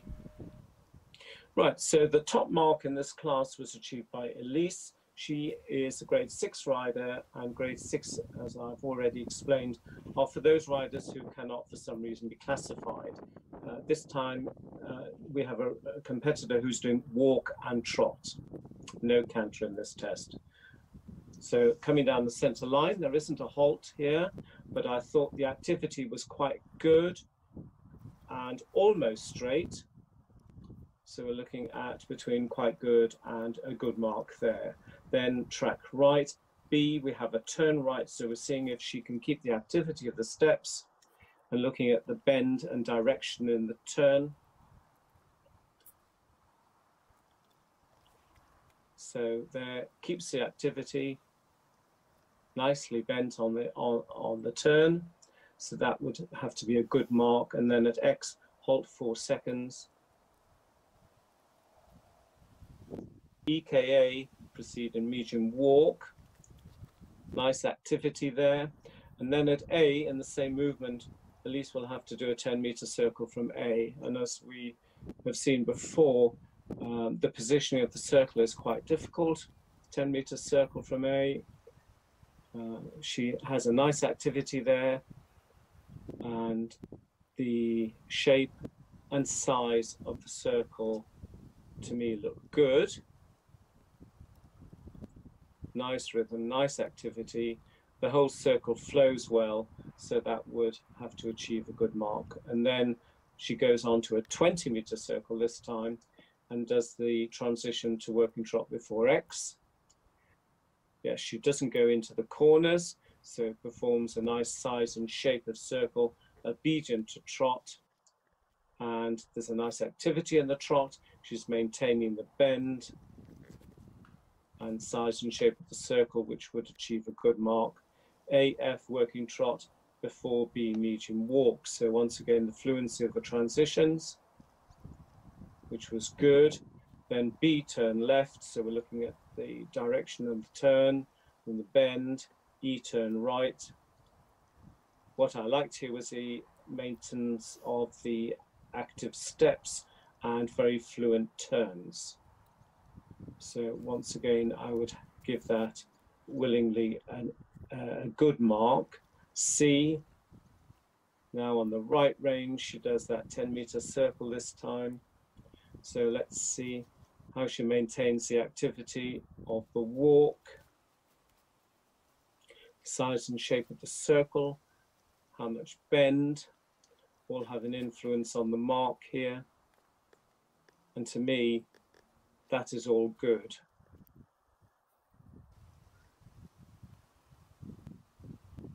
And it's interesting to note that the horse is as equal in the bend on the right rein as he is on the left rein. So now this 20-meter circle, this time on the right rein.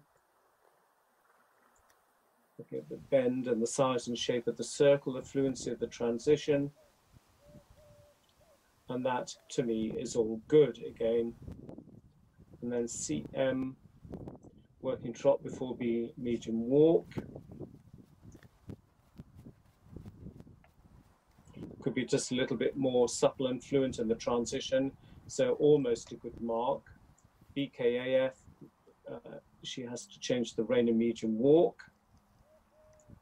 Could just be a little bit consistent, more consistent into the contact, but certainly quite good. And then when she gets round to F, she will have to change the rein FXH, allowing the horse to stretch. So we'll be looking here at the relaxation, how the horse goes forward to the contact on a longer rein, not a long rein, but a longer rein. And I think there the horse shows a nice relaxation, keeps straight. So would be looking at certainly quite a good mark there, if not a little bit more. That was nicely performed. And then at H, to finish the test, medium walk before B, half circle right 10 meters. Now that's quite a demanding way to finish the test. We'll see how accurate, once again, doesn't have to be exactly at the mark. It does say before B, but getting onto the center line in judging a half 10-meter circle is quite a hard movement. So it keeps the activity going nicely. I thought there was nice bend on the half circle there, and she touches the center line, and when she's on the center line she maintains her straightness and performs a very good hold, which I think would have to achieve at least a 9 to finish. So there we have the winner of the competition, Elise, who did a lovely test, mostly obtaining good marks.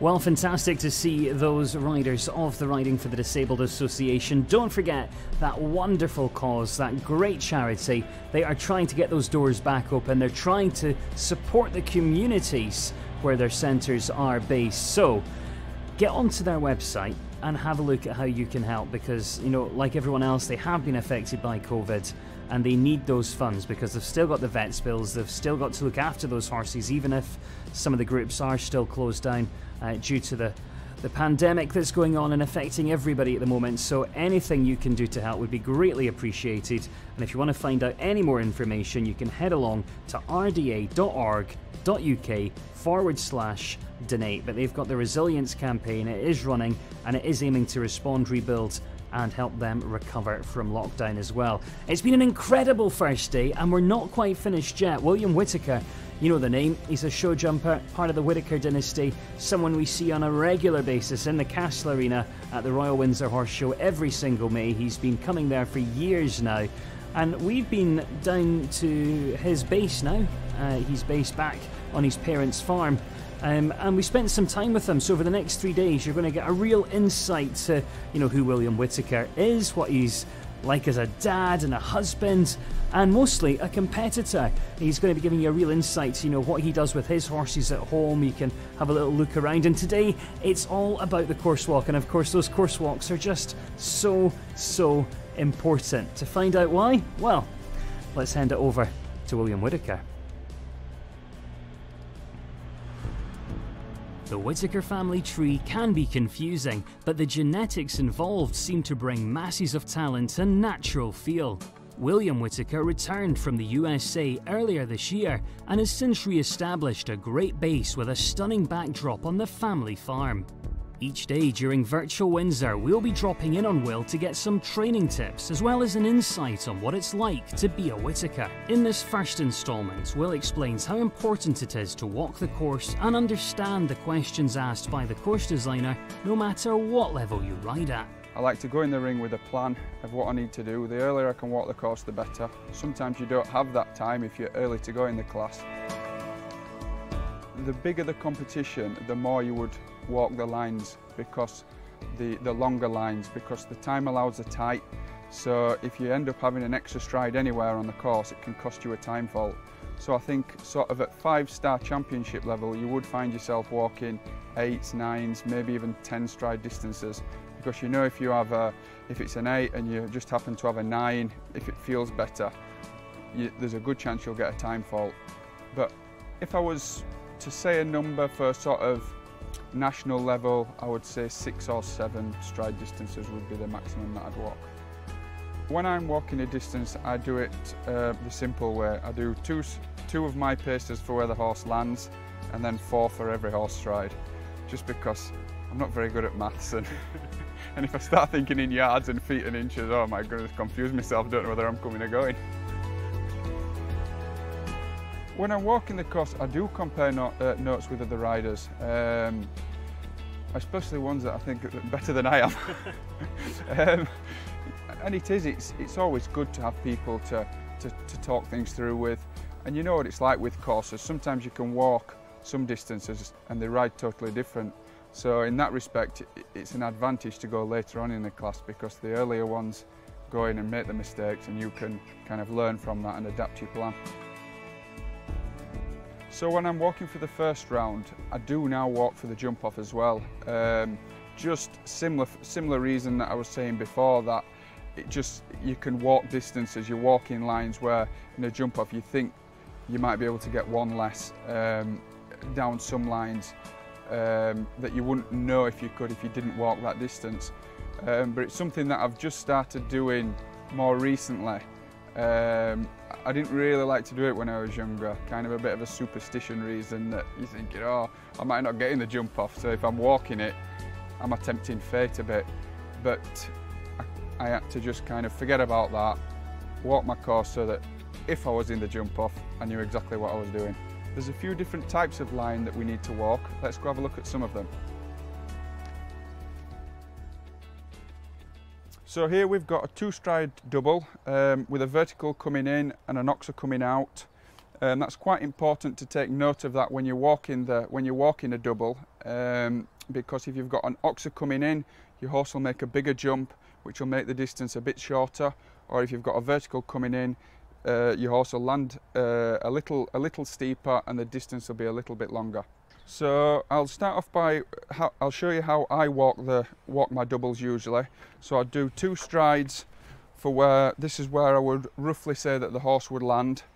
Then I do 4 strides for every horse stride. So 1, 2, 3, 4. That'll be 1 stride.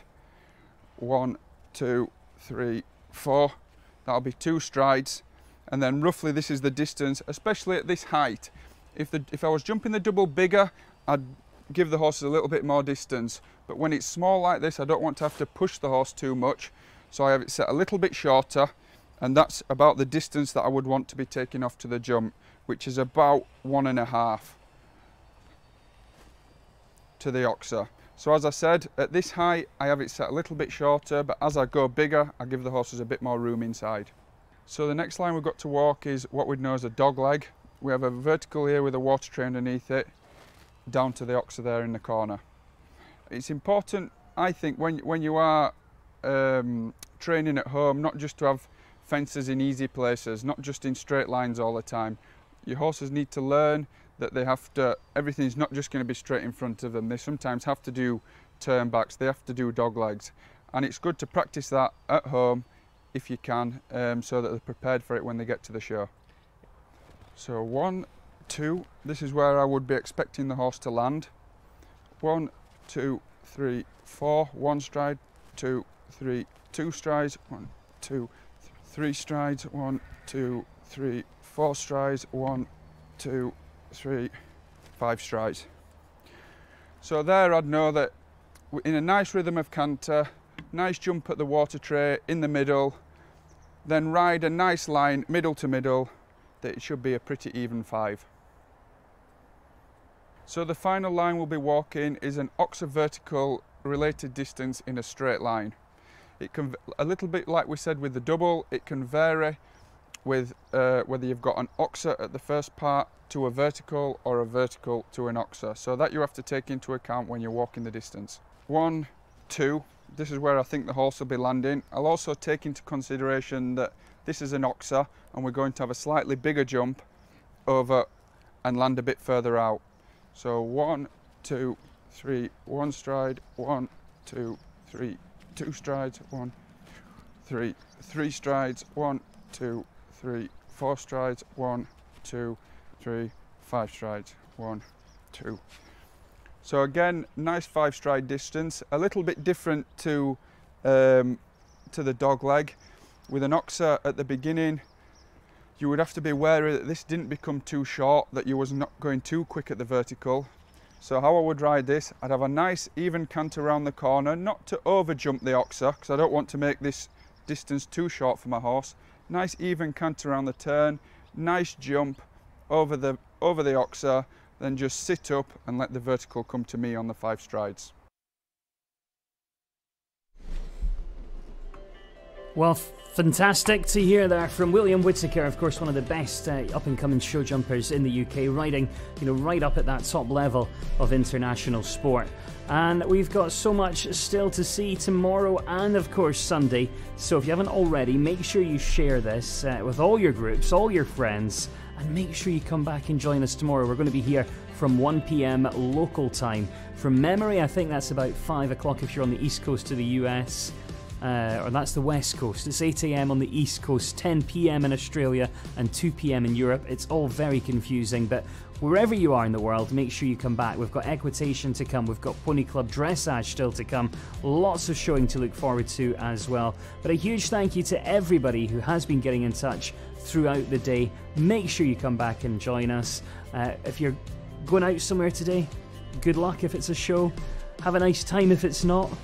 And make sure you're back here. I'm back tomorrow. I've been Adam Cromarty. Enjoy the rest of your day. And of course, we will see you again for Virtual Windsor, the Autumn Series, as it continues this weekend.